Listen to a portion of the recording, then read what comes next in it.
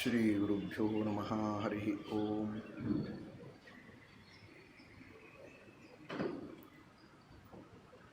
ನಾರಾಯಣಾಯ ಪರಿಪೂರ್ಣಗುಣಾರ್ಣವಾಯ ವಿಶ್ವೋದಯಸ್ಥಿತಿಲಯೋನ್ನಿಯತಿಪ್ರದಾಯ ಜ್ಞಾನಪ್ರದಾಯ ವಿಬುಧಾಸುರಸೌಖ್ಯದುಃಖಸತ್ಕಾರಣಾಯ ವಿತತಾಯ ನಮೋ ನಮಸ್ತೆ. ಧರ್ಮವಿಜ್ಞಾನವೈರಾಗ್ಯಪರಮೈಶ್ವರ್ಯಶಾಲಿನಃ ಆನಂದತೀರ್ಥಭಗವತ್ಪಾದಾನ್ ವಂದೇ ನಿರಂತರಂ. ಭವತಿ ಯದನುಭಾವಾದೀಢಮೂಕೋऽಪಿ ವಾಗ್ಮೀ ಜಡಮತಿರಪಿ ಜಂತುರ್ಜಾಯತೆ ಪ್ರಾಜ್ಞಮೌಲಿಃ. ಸಕಲವಚನಚೇತೋ ದೇವತಾ ಭಾರತೀ ಸಾ ಮಮ ವಚಸಿ ನಿಧತ್ತಾಂ ಸನ್ನಿಧಿಂ ಮಾನಸೇ ಚ. ನಮೋऽस्तु ತಾತ್ವಿಕಾ ದೇವಾಃ ವಿಷ್ಣುಭಕ್ತಿಪರಾಯಣಾಃ ಧರ್ಮಮಾರ್ಗೇ ಪ್ರೇರಯन्तु ಭವಂತಃ ಸರ್ವ ಏವ ಹಿ. ನೌವಿನ್ಯಾಯಸುಧಾದಿಕೃಜ್ಜಯಮುನೀನ್ ಶ್ರೀಪಾದರಾಟ್ಸನ್ಮಣೀನ್ ವ್ಯಾಸಾರ್ಯಾನ್ ವಿವಿಧಾಗಮಾಬ್ಧಿವಿಹರಾನ್ ಶ್ರೀವಾದಿರಾಜಾನಪಿ ವಂದೇ ಹಂಸವರಾನ್ ರಘೂತ್ತಮಗುರೂನ್ ವೈದಗ್ಧ್ಯವಾರಾಂ ನಿಧೀನ್. ಶ್ರೀ ಸತ್ಯವ್ರತರಾಘವೇಂದ್ರಮುನಿಪಾನ್ ಸದ್ಬೋಧಸಧ್ಯಾನಪಾನ್ ಸತ್ಯಾಭಿಜ್ಞಕರಾಬ್ಜೋತ್ಥಾನ್ ಪಂಚಾಶದ್ವರ್ಷಪೂಜಕಾನ್ ಸತ್ಯಪ್ರಮೋದತೀರ್ಥಾರ್ಯಾನ್ ನೌಮಿನ್ಯಾಯಸುಧಾರತಾನ್.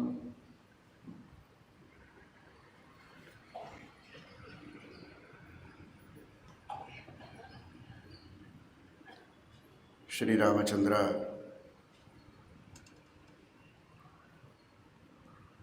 ಶರಭಂಗ ಋಷಿಗಳ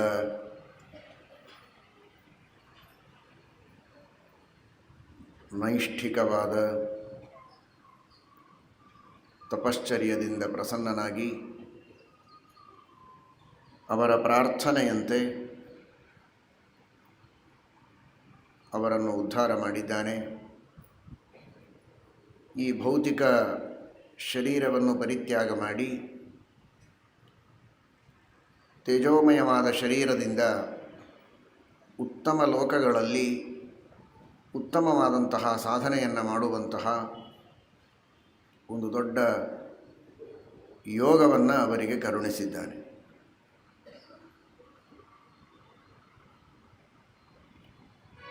ದಿವ್ಯ ಶರೀರಗಳಲ್ಲಿ ತೇಜಸ್ಸು ಇದು ವಿಶೇಷವಾಗಿ ಅಧಿಕವಾಗಿರುತ್ತದೆ ಎಂಬುದಾಗಿ ಶ್ರೀಮದ್ ಆಚಾರ್ಯರು ಬ್ರಹ್ಮಸೂತ್ರ ಭಾಷ್ಯದಲ್ಲಿಯೂ ಕೂಡ ತಿಳಿಸಿಕೊಟ್ಟಿದ್ದಾರೆ. ಇಲ್ಲಿಯ ಶರೀರಗಳಲ್ಲಿ ನೀರಿನ ಭಾಗ ಹೆಚ್ಚಿರುತ್ತೆ. ಪಾರ್ಥಿವ ಶರೀರ ಅಂದರೆ ಅದರಲ್ಲಿ 8 ಭಾಗ ಮಾಡಿದರೆ ಅರ್ಧ ಪೃಥಿವಿ, 4 ಭಾಗ ಪೃಥಿವಿ, ಇನ್ನು 4ರಲ್ಲಿ 3 ಭಾಗ ನೀರು, 1 ಭಾಗ ಅದು ತೇಜಸ್ಸು. ಆದರೆ ಸ್ವರ್ಗೀಯ ಶರೀರದಲ್ಲಿ ಪಾರ್ಥಿವಾದಿ ಶರೀರಗಳಾಗಿದ್ದರೆ ಅರ್ಧ ಭಾಗ ಪೃಥ್ವಿ ಇತ್ಯಾದಿಗಳಿರುತ್ತೆ. ಇನ್ನು ಅರ್ಧದಲ್ಲಿ 3 ಭಾಗ ನೀರಿನ ಬದಲಾಗಿ ತೇಜಸ್ಸು, ನೀರು 1 ಭಾಗ ಇರುತ್ತೆ. ಹಾಗಾಗಿ ತೇಜೋಮಯ ಶರೀರ ಅಂತ ವ್ಯವಹಾರ ಮಾಡುವ ಪದ್ಧತಿ. ಅಂತಹ ತೇಜೋಮಯವಾದಂತಹ ಶರೀರವನ್ನು ಪಡೆದುಕೊಂಡು ಶರಭಂಗ ಋಷಿಗಳು ತಮ್ಮ ಸಾಧನೆಯನ್ನು ಮಾಡ್ತಾ ಇದ್ದಾರೆ ಪರಮಾತ್ಮನ ಅನುಗ್ರಹದಿಂದ. ಈ ಕಡೆಗೆ ಶ್ರೀರಾಮಚಂದ್ರ ತನ್ನ ಸಂಕಲ್ಪದಂತೆ ಶರಭಂಗ ಋಷಿಗಳ ಪ್ರಾರ್ಥನೆ ಹಾಗೂ ಅವರ ಸೂಚನೆಯಂತೆ ಈ ಮಾರ್ಗದಲ್ಲಿ ಮುಂದೆ ನೀನು ಸಾಗಬೇಕು ಅಂತ ವಿಜ್ಞಾಪನೆ ಮಾಡಿಕೊಂಡಿರ್ತಾರೆ, ಪ್ರಾರ್ಥನೆ ಮಾಡಿರ್ತಾರೆ. ಪೂರ್ವವಾಹಿನಿಯಾಗಿ ಹರಿಯುವ ಮಂದಾಕಿನಿಗೆ ಎದುರಾಗಿ ಪಶ್ಚಿಮ ದಿಕ್ಕಿಗೆ ಮುಖ ಮಾಡಿ ನೀನು ಸಾಗಿದರೆ ಅಲ್ಲಿ ಮುಂದೆ ಸುತೀಕ್ಷ್ಣನ ಆಶ್ರಮ ನಿನಗೆ ಸಿಗತ್ತೆ ಅಂತ ಶರಭಂಗರು ವಿಜ್ಞಾಪನೆ ಮಾಡಿರ್ತಾರೆ. ಆ ಮಾರ್ಗದಲ್ಲಿ ಶ್ರೀರಾಮಚಂದ್ರ ಮುಂದೆ ಸಾಗ್ತಾನೆ. ಆ ಸಂದರ್ಭದಲ್ಲಿ ಶ್ರೀರಾಮಚಂದ್ರ ಆ ಮಂದಾಕಿನಿಗೆ ಎದುರಾಗಿ ಪಶ್ಚಿಮಾಭಿಮುಖವಾಗಿ ದಿಗ್ವಿಜಯವನ್ನು ಮಾಡ್ತಾ ಇದ್ದರೆ, ಪೂರ್ವಾಭಿಮುಖವಾಗಿ ಶ್ರೀರಾಮಚಂದ್ರನ ದರ್ಶನಕ್ಕೆ ಅಂತ ಎಲ್ಲ ಋಷಿಗಳು ಅನೇಕ ಮುನಿಗಳು, ಯೋಗಿಗಳು, ಜ್ಞಾನಿಗಳು, ತಪಸ್ವಿಗಳು ಬಂದು ಶ್ರೀರಾಮಚಂದ್ರನಿಗೆ ಪ್ರಾರ್ಥನೆಯನ್ನು ಮಾಡ್ತಾ ಇದ್ದಾರೆ. ನಿನ್ನೆ ದಿವಸ ತಿಳಿದ್ರಿ, ಕೆಲವೆಲ್ಲ ಋಷಿಗಳು ಪರಮಾತ್ಮನಿಗೆ ಪ್ರಾರ್ಥನೆ ಮಾಡಿದ್ದು ನಿಷ್ಕಾಮವಾಗಿ ಕೇವಲ ತಮ್ಮ ಮೋಕ್ಷ ಸಾಧನೆ ಮಾಡಿಸುವುದಕ್ಕೆ ಪರಮಾತ್ಮ ಅನುಗ್ರಹ ಮಾಡಲಿ ಅಂತ. ಈ ಎಲ್ಲ ಋಷಿಗಳು ಮಹಾನುಭಾವರೇ, ನಿಷ್ಕಾಮರೇ. ಆದರೆ ಆ ಮೋಕ್ಷ ಸಾಧನೆಗೆ ಅಡ್ಡಿಯಾಗುವ, ಆತಂಕ ಅಂತ ತೋರುವ ಏನೆಲ್ಲ ದುಷ್ಟರಿದ್ದಾರೆ, ರಾಕ್ಷಸರಿದ್ದಾರೆ, ಅವರ ಸಂಹಾರವನ್ನು ಮಾಡಿ ನಮ್ಮನ್ನು ರಕ್ಷಣೆ ಮಾಡಬೇಕು, ನಮ್ಮ ತಪಸ್ಸನ್ನು ನಿರ್ವಿಘ್ನವಾಗಿ ಸಾಗಿಸುವುದಕ್ಕೆ ಕೃಪೆ ಮಾಡಬೇಕು ಅಂತ ಕೇಳುವುದಕ್ಕೆ ಅನೇಕ ಬಹುಸಂಖ್ಯೆಯಲ್ಲಿ ಅಲ್ಲಿ ಋಷಿಗಳು ಬರ್ತಾ ಇದ್ದಾರೆ. ಈ ಸಂದರ್ಭದಲ್ಲಿ ವಾಲ್ಮೀಕಿ ರಾಮಾಯಣ ಉಲ್ಲೇಖ ಮಾಡುವ ಆ ಋಷಿಗಳ ಪರಿಚಯ, ಅವರ ಹೆಸರಲ್ಲ, ಆ ಋಷಿಗಳ ರೀತಿ, ಅವರು ಬದುಕುವ ರೀತಿ, ಎಷ್ಟು ತರಹದ ಋಷಿಗಳು ಅಲ್ಲಿದ್ದರು ಅಂತ ಉಲ್ಲೇಖ ಮಾಡುತ್ತಾರೆ. ಅದನ್ನು ಕೇಳೋದೇ ಒಂದು ಭಾಗ್ಯ, ಅದನ್ನು ಕೇಳೋದೇ ಒಂದು ನಮಗೆ ಪ್ರೋತ್ಸಾಹನೆ, ಇನ್ಸ್ಪಿರೇಷನ್. ಹೇಗೆ ನಾವು ಇರಬೇಕು ಜೀವನದಲ್ಲಿ ಅಂತ. ಅವರ ಹಾಗೆ ಇರೋದಕ್ಕೆ ಸಾಧ್ಯ ಇಲ್ಲ.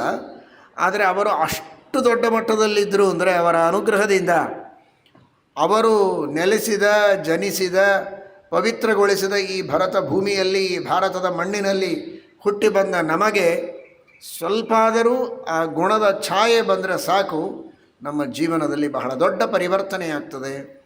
ಮನಸ್ಸಿಗೆ ನೆಮ್ಮದಿ, ಎಲ್ಲದಕ್ಕೂ ಮೇಲಾಗಿ ಪರಲೋಕ ಸಾಧನೆಯನ್ನು ಮಾಡಿಕೊಂಡು ಈ ಜನ್ಮವನ್ನು ನಾವು ಸಾರ್ಥಕ ಮಾಡಿಕೊಳ್ಳಬಹುದು ಅನ್ನುವ ದೃಷ್ಟಿಯಲ್ಲಿ ನಿಧಾನವಾಗಿ ಒಂದೊಂದಾಗಿ ಆ ಎಲ್ಲ ಋಷಿಗಳ ಪ್ರಕಾರಗಳನ್ನು ನಾವು ಇಲ್ಲಿ ಚಿಂತನೆ ಮಾಡಬೇಕು. ಶರಭಂಗೇ ದಿವಂ ಪ್ರಾಪ್ತೆ ಮುನಿ ಸಂಘಾಃ ಸಮಾಗತಾಃ ಅಭ್ಯಗಚ್ಛಂತ ಕಾಕುತ್ಸ್ಥಂ ರಾಮಂ ಜ್ವಲಿತ ತೇಜಸಂ. ಈ ಕಾಲ ಪ್ರಾಯ ಇನ್ನು ಕೃತಯುಗಕ್ಕೆ ಬರುತ್ತೋ ಏನೋ ಗೊತ್ತಿಲ್ಲ. ಅನೇಕ ಸಂಘಗಳು ಇವತ್ತು ಇವೆ. ಬೇರೆ ಬೇರೆ ವರ್ಗದವರು ತಮ್ಮದೇ ಆದ ಸಂಘಗಳನ್ನು ಮಾಡಿಕೊಂಡಿರ್ತಾರೆ. ಬ್ರಾಹ್ಮಣ ಸಂಘ ಅಂತ ಇವೆ, ಮಾಧ್ವ ಸಂಘಗಳು ಅಂತ ಇವೆ, ಬೇರೆ ಬೇರೆ ಸಂಘಗಳು ಅವರವರು ತಮ್ಮದೇ ಆದಂತಹ ಒಂದು ಉದ್ದೇಶವನ್ನು ಇಟ್ಟುಕೊಂಡು ಒಂದು ಸಂಘ ಅಂತ ಮಾಡುತ್ತಾರೆ. ಆದರೆ ಮುನಿ ಸಂಘ ಅಂತ ಬರಬೇಕು.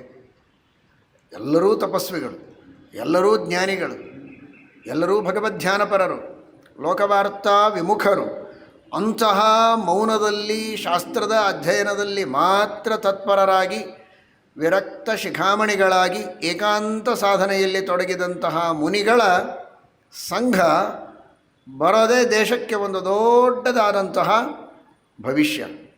ಸಮಗ್ರ ದೇಶದ ಕಲ್ಯಾಣಕ್ಕೆ ಆ ಋಷಿಗಳು ಮಾಡುವಂತಹ ತಪಸ್ಸು, ಅವರು ಮಾಡುವ ಮೌನ, ಅವರ ಸಾಧನೆ ಇದು ಬುನಾದಿಯಾಗಿ ನಿಲ್ಲುತ್ತದೆ ಎನ್ನುವ ದೃಷ್ಟಿಯಲ್ಲಿ ನಾವು ಕಾಣಬೇಕು. ಒಂದೊಂದು ತರಹದ ಮುನಿಗಳ ಸಂಘವೇ ಇತ್ತಂತೆ. ಅವರೆಲ್ಲ ಶ್ರೀರಾಮಚಂದ್ರನ ಎದುರಿನಲ್ಲಿ ಬರ್ತಾ ಇದ್ದಾರೆ. ಎಂಥವರು ಅಂತ, ಮೊದಲನೆಯದಾಗಿ ವೈಖಾನಸರು ಅಂತ. ಅದಕ್ಕೆ ಒಂದು ಶ್ರುತಿ ಇದೆ, ಯೇ ನಖಾಸ್ತೆ ವೈಖಾನಸಾಹ ಯೇ ಬಾಲಾಸ್ತೆ ಬಾಲಖಿಲ್ಯಾಹ. ಪರಮಾತ್ಮನ ಉಗುರಿನಿಂದ ಹುಟ್ಟಿದವರು ವೈಖಾನಸರು ಅಂತ. ಅದೊಂದು ಥರ ಪರಮಾತ್ಮನ ವಿವಿಧ ಅಂಗಗಳಿಂದ ವಿವಿಧ ದೇವತೆಗಳ ಉತ್ಪತ್ತಿಯನ್ನೆಲ್ಲ ಭಾಗವತಾದಿಗಳಲ್ಲಿ ನಾವು ಕೇಳ್ತೇವೆ. ಇಂದ್ರಾದಯೋ ಬಾಹವ ಆಹುರಸ್ಯ ಕರ್ಣೌ ದಿಶಶ್ರೋತ್ರ ಮಮುಷ್ಯ ಶಬ್ದ ನಾಸತ್ಯದಸ್ರೌ ಪರಮಸ್ಯ ನಾಸೆ ಘ್ರಾಣಂಚ ಗಂಧೋ ಮುಖಮಗ್ನಿರಿದ್ಧ. ಪರಮಾತ್ಮನ ಮುಖದಿಂದ ಅಗ್ನಿ, ಬಾಹುಗಳಿಂದ ಇಂದ್ರಾದಿ ದೇವತೆಗಳು ಅಂತ, ಮೂಗಿನಿಂದ ಅಶ್ವಿನಿ ದೇವತೆಗಳು, ಹೀಗೆಲ್ಲ ಹೇಳ್ತಾರೆ. ಹಾಗೆ ಕೆಲವು ಋಷಿಗಳು ಪರಮಾತ್ಮನ ವಿವಿಧ ಅಂಗಗಳಿಂದ ಜನಿಸಿದ್ದಾರೆ ಅಂತ. ನಖ, ಪರಮಾತ್ಮನ ಉಗುರಿನಿಂದ ವೈಖಾನಸರು ಹುಟ್ಟಿದ್ದಾರೆ ಅಂತ ನಾವಿಲ್ಲಿ ಅರ್ಥ ಮಾಡಿಕೊಳ್ಳಬೇಕು. ಶ್ರುತಿ ಹೇಳುತ್ತದೆ, ಏ ನಖಾಸ್ತೆ ವೈಖಾನಸಾಹ ಅಂತ. ಈ ವೈಖಾನಸರು, ವೈಖಾನಸ ಆಗಮ ಅಂತ ಇದೆ, ಇವತ್ತಿಗೂ ಉಪಲಬ್ಧವಾದದ್ದು.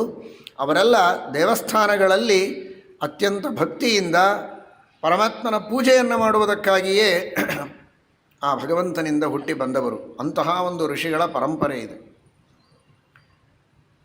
ಆ ವೈಖಾನಸರು ಪರಮಾತ್ಮನ ಉಗುರಿನಿಂದ ಹುಟ್ಟಿ ಬಂದು ತಮ್ಮ ಉಗುರಿನ ಸ್ಪರ್ಶ ಆಗದ ರೀತಿಯಲ್ಲಿ ಜಾಗರೂಕತೆಯನ್ನು ವಹಿಸಿ ಆ ಭಗವಂತನ ಪೂಜೆಯನ್ನು ಮಾಡುವಂಥವರು, ಯಜ್ಞಯಾಗಾದಿಗಳನ್ನು ಮಾಡುವಂಥವರು, ಶುದ್ಧವಾದ ವೈದಿಕ ಪದ್ಧತಿಯಲ್ಲಿ ವೇದೋಕ್ತ ಮಂತ್ರಗಳಿಂದ ಆ ಪರಮಾತ್ಮನ ಅರ್ಚನೆಯನ್ನು ಮಾಡುವುದಕ್ಕಾಗಿ ತಮ್ಮ ಜೀವನವನ್ನೇ ಸಮರ್ಪಣೆ ಮಾಡಿದವರು ವೈಖಾನಸರು ಅಂತ.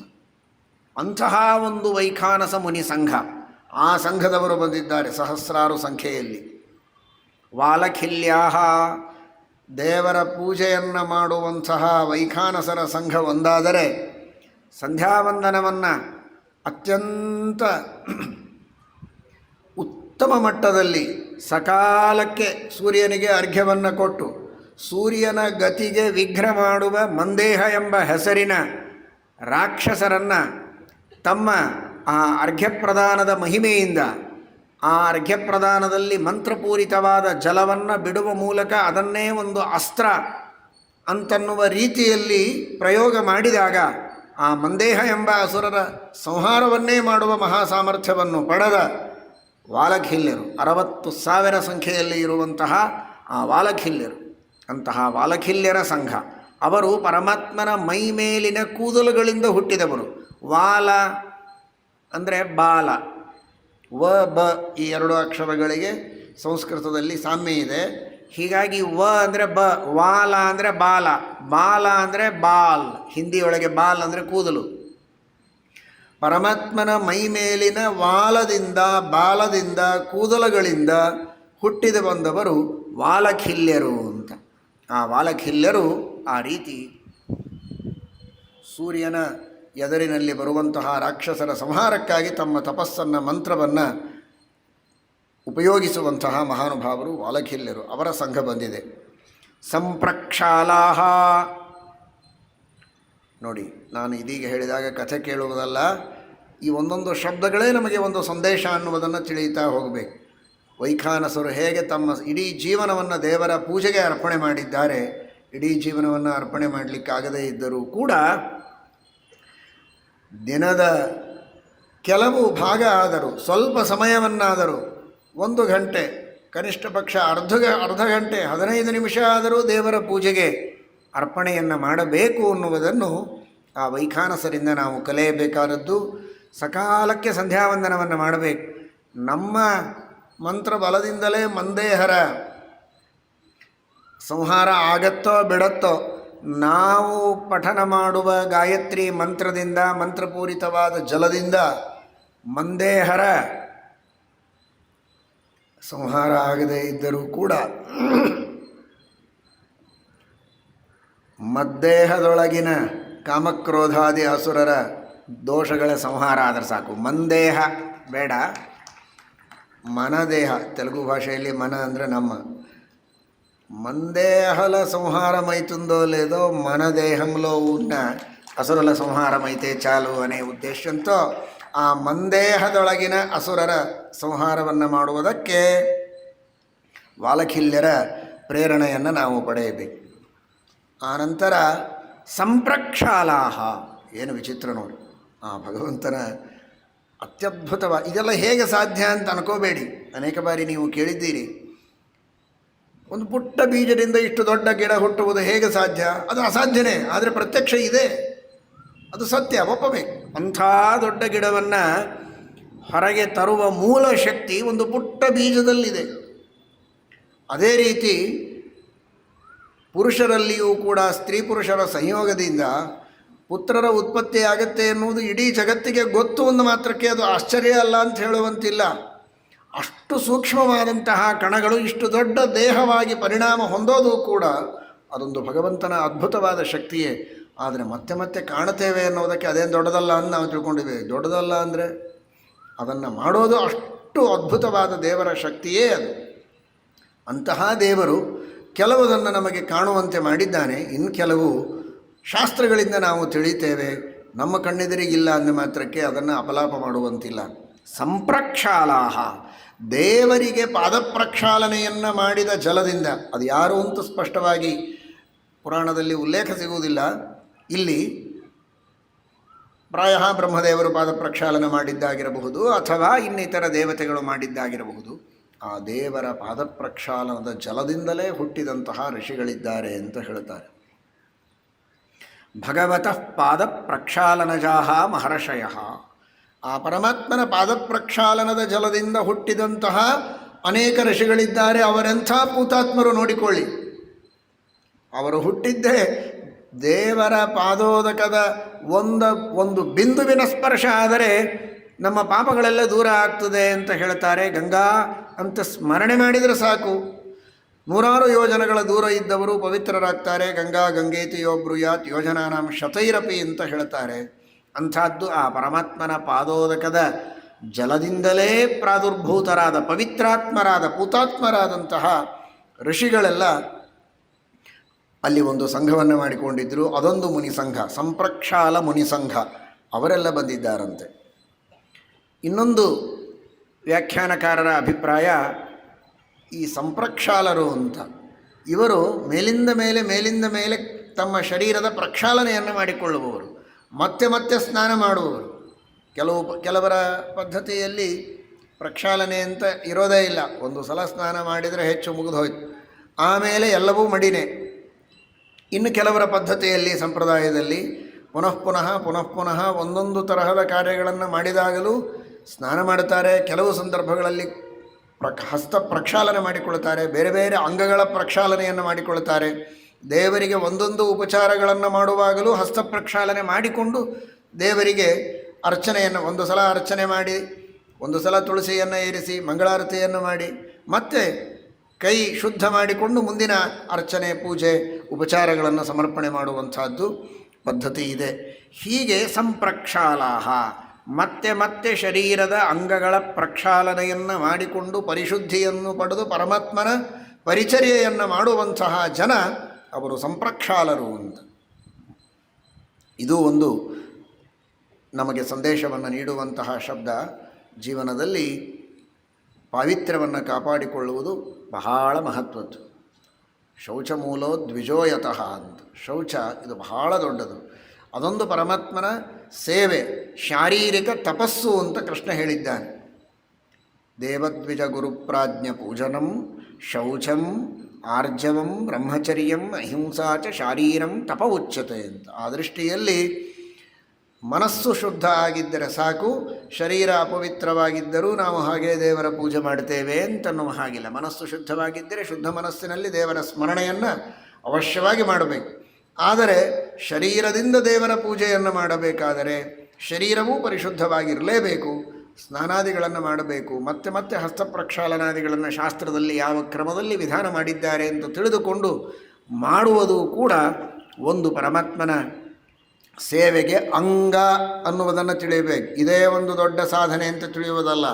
ಶೌಚಾಸನೇ ತ್ವಂಗಭೂತೆ ನ ಪೃಥಕ್ ಧರ್ಮ ಕಾರಣಂ ಅಂತ ತಂತ್ರಸಾರ ಸಂಗ್ರಹದಲ್ಲಿ ಆಚಾರ್ಯರು ತಿಳಿಸಿದ್ದಾರೆ. ಇದು ದೇವರ ಪೂಜೆಯನ್ನು ಮಾಡುವುದಕ್ಕೊಂದು ಅಂಗ.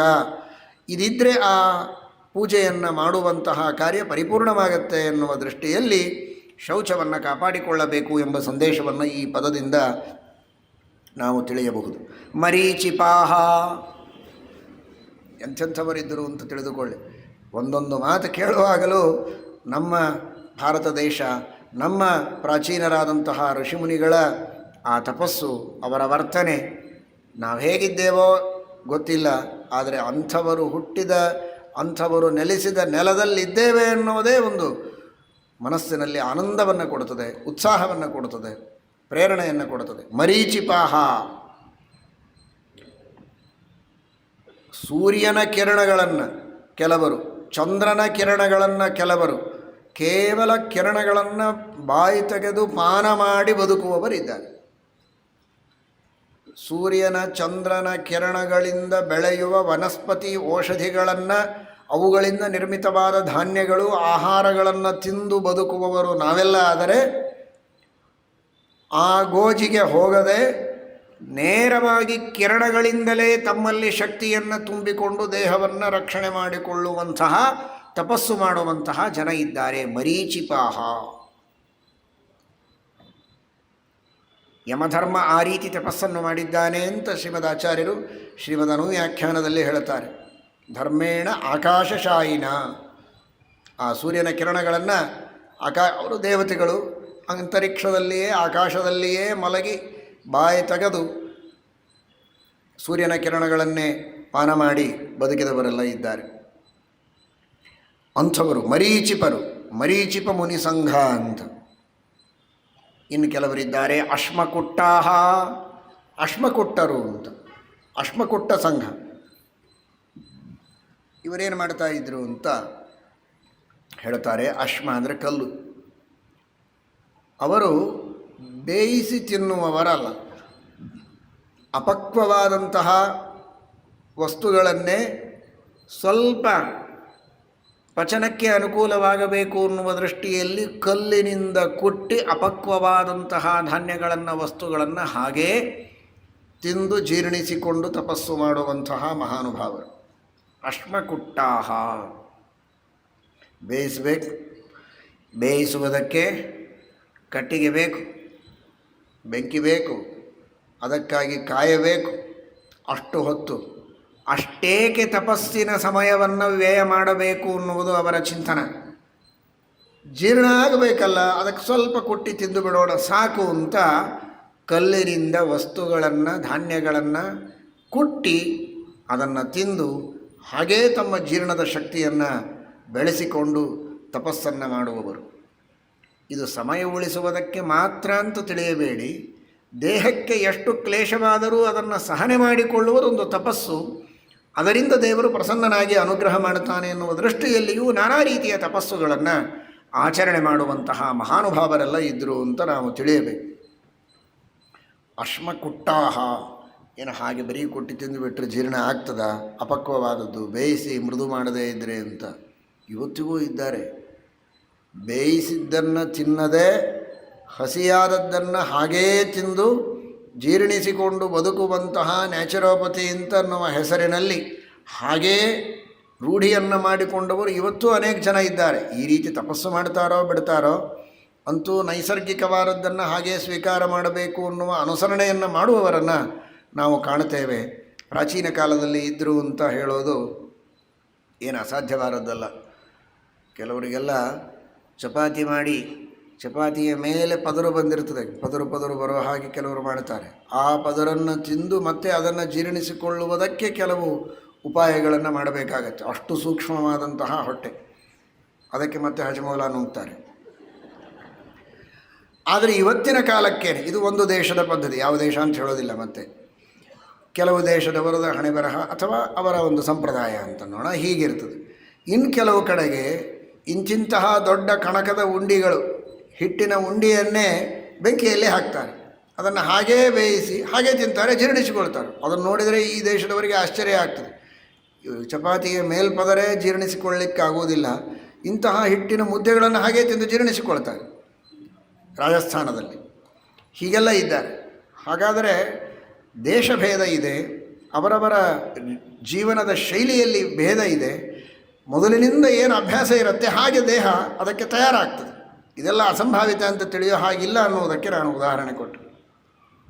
ಅಶ್ಮಕುಟ್ಟಾಶ್ಚ ಹಾಗೆಲ್ಲ ಜೀವನವನ್ನು ಮಾಡ್ತಾರೆ. ಇನ್ನೊಂದು ವ್ಯಾಖ್ಯಾನಕಾರರ ಅಭಿಪ್ರಾಯದ ಪ್ರಕಾರ ದೇಹಕ್ಕೆ ಕ್ಲೇಶವನ್ನು ಮಾಡಿಕೊಳ್ಳಬೇಕು. ಏನು ಕ್ಲೇಶ? ಕಲ್ಲು ತೆಗೆದುಕೊಂಡು ಕೊಟ್ಟಿಕೊಳ್ಳೋದು ಮೈಗೆ, ಕೈಗೆ ಹೊಡೆದುಕೊಳ್ಳೋದು, ಕಾಲಿಗೆ ಹೊಡೆದುಕೊಳ್ಳೋದು, ಜಜ್ಜಿಕೊಳ್ಳೋದು, ತಲೆಗೆ, ಮೈಗೆ. ಈ ರೀತಿ ತಮ್ಮ ದೇಹಕ್ಕೆ ಕ್ಲೇಶವನ್ನು ಕೊಟ್ಟು ನೀನು ಪ್ರತ್ಯಕ್ಷನಾಗ್ತೀಯಾ ಇಲ್ವಾ ಅಂತನ್ನುವ ರೀತಿಯಲ್ಲಿ ದೇವರಿಗೆ ಭಕ್ತಿಪೂರ್ವಕವಾದ ಸದಾಗ್ರಹವನ್ನು ಮಾಡುವ ರೀತಿಯಲ್ಲಿ ನನಗೆ ಬೇಡಿದ್ದನ್ನು ಕೊಡ್ತೀರಾ ಇಲ್ವಾ ಅಂತ ಮಗು ಹಠ ಮಾಡಿ ನೆಲಕ್ಕೆ ಅಥವಾ ಗೋಡೆಗೆ ತಲೆಗಟ್ಟಿಸ್ತದೆ ನೋಡಿ. ತಲೆಗಟ್ಟಿಸಿ ಅದಕ್ಕೇನು ಬೇಕಾಗಿರುತ್ತೆ, ಆಟಿಕೆ ಸಾಮಾನವೋ ತಿಂಡಿಯೋ, ಅದನ್ನು ಕೈಯಲ್ಲಿ ಕೊಡೋವರೆಗೆ ಬಿಡೋದಿಲ್ಲ.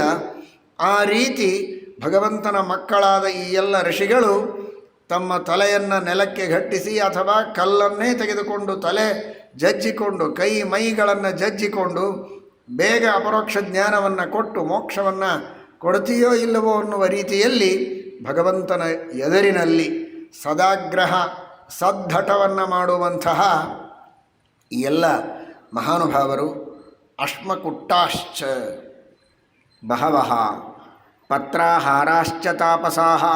ಇನ್ನು ಕೆಲವರು ಕೇವಲ ಎಲೆಗಳನ್ನು, ಸೊಪ್ಪು ಅದನ್ನೇ ತಿಂದು ಬದುಕುವುದು. ಕೇವಲ ಎಲೆಗಳನ್ನು ತಿಂದು ಬದುಕುವಂತಹ ಮಹಾನುಭಾವರು. ಪತ್ರಾಹಾರಾಶ್ಚ ತಾಪಸಾಹ, ಇವರೆಲ್ಲ ಮಹಾ ತಪಸ್ವಿಗಳು, ಭಾರೀ ಇಂದ್ರಿಯ ನಿಗ್ರಹವನ್ನು ಮಾಡುವಂತಹ ಮಹಾನುಭಾವರು. ಪತ್ರಾಹಾರಾಶ್ಚ ತಾಪಸಾಹ ಅಂತ. ಪತ್ರ ಸೊಪ್ಪು, ಅದಕ್ಕೆ ಮಿತ್ರ ಅನ್ನುವಂತಹ ಒಬ್ಬ ಸೂರ್ಯ ದೇವತೆ ಅಂತ ಹೇಳಿದ್ದಾರೆ.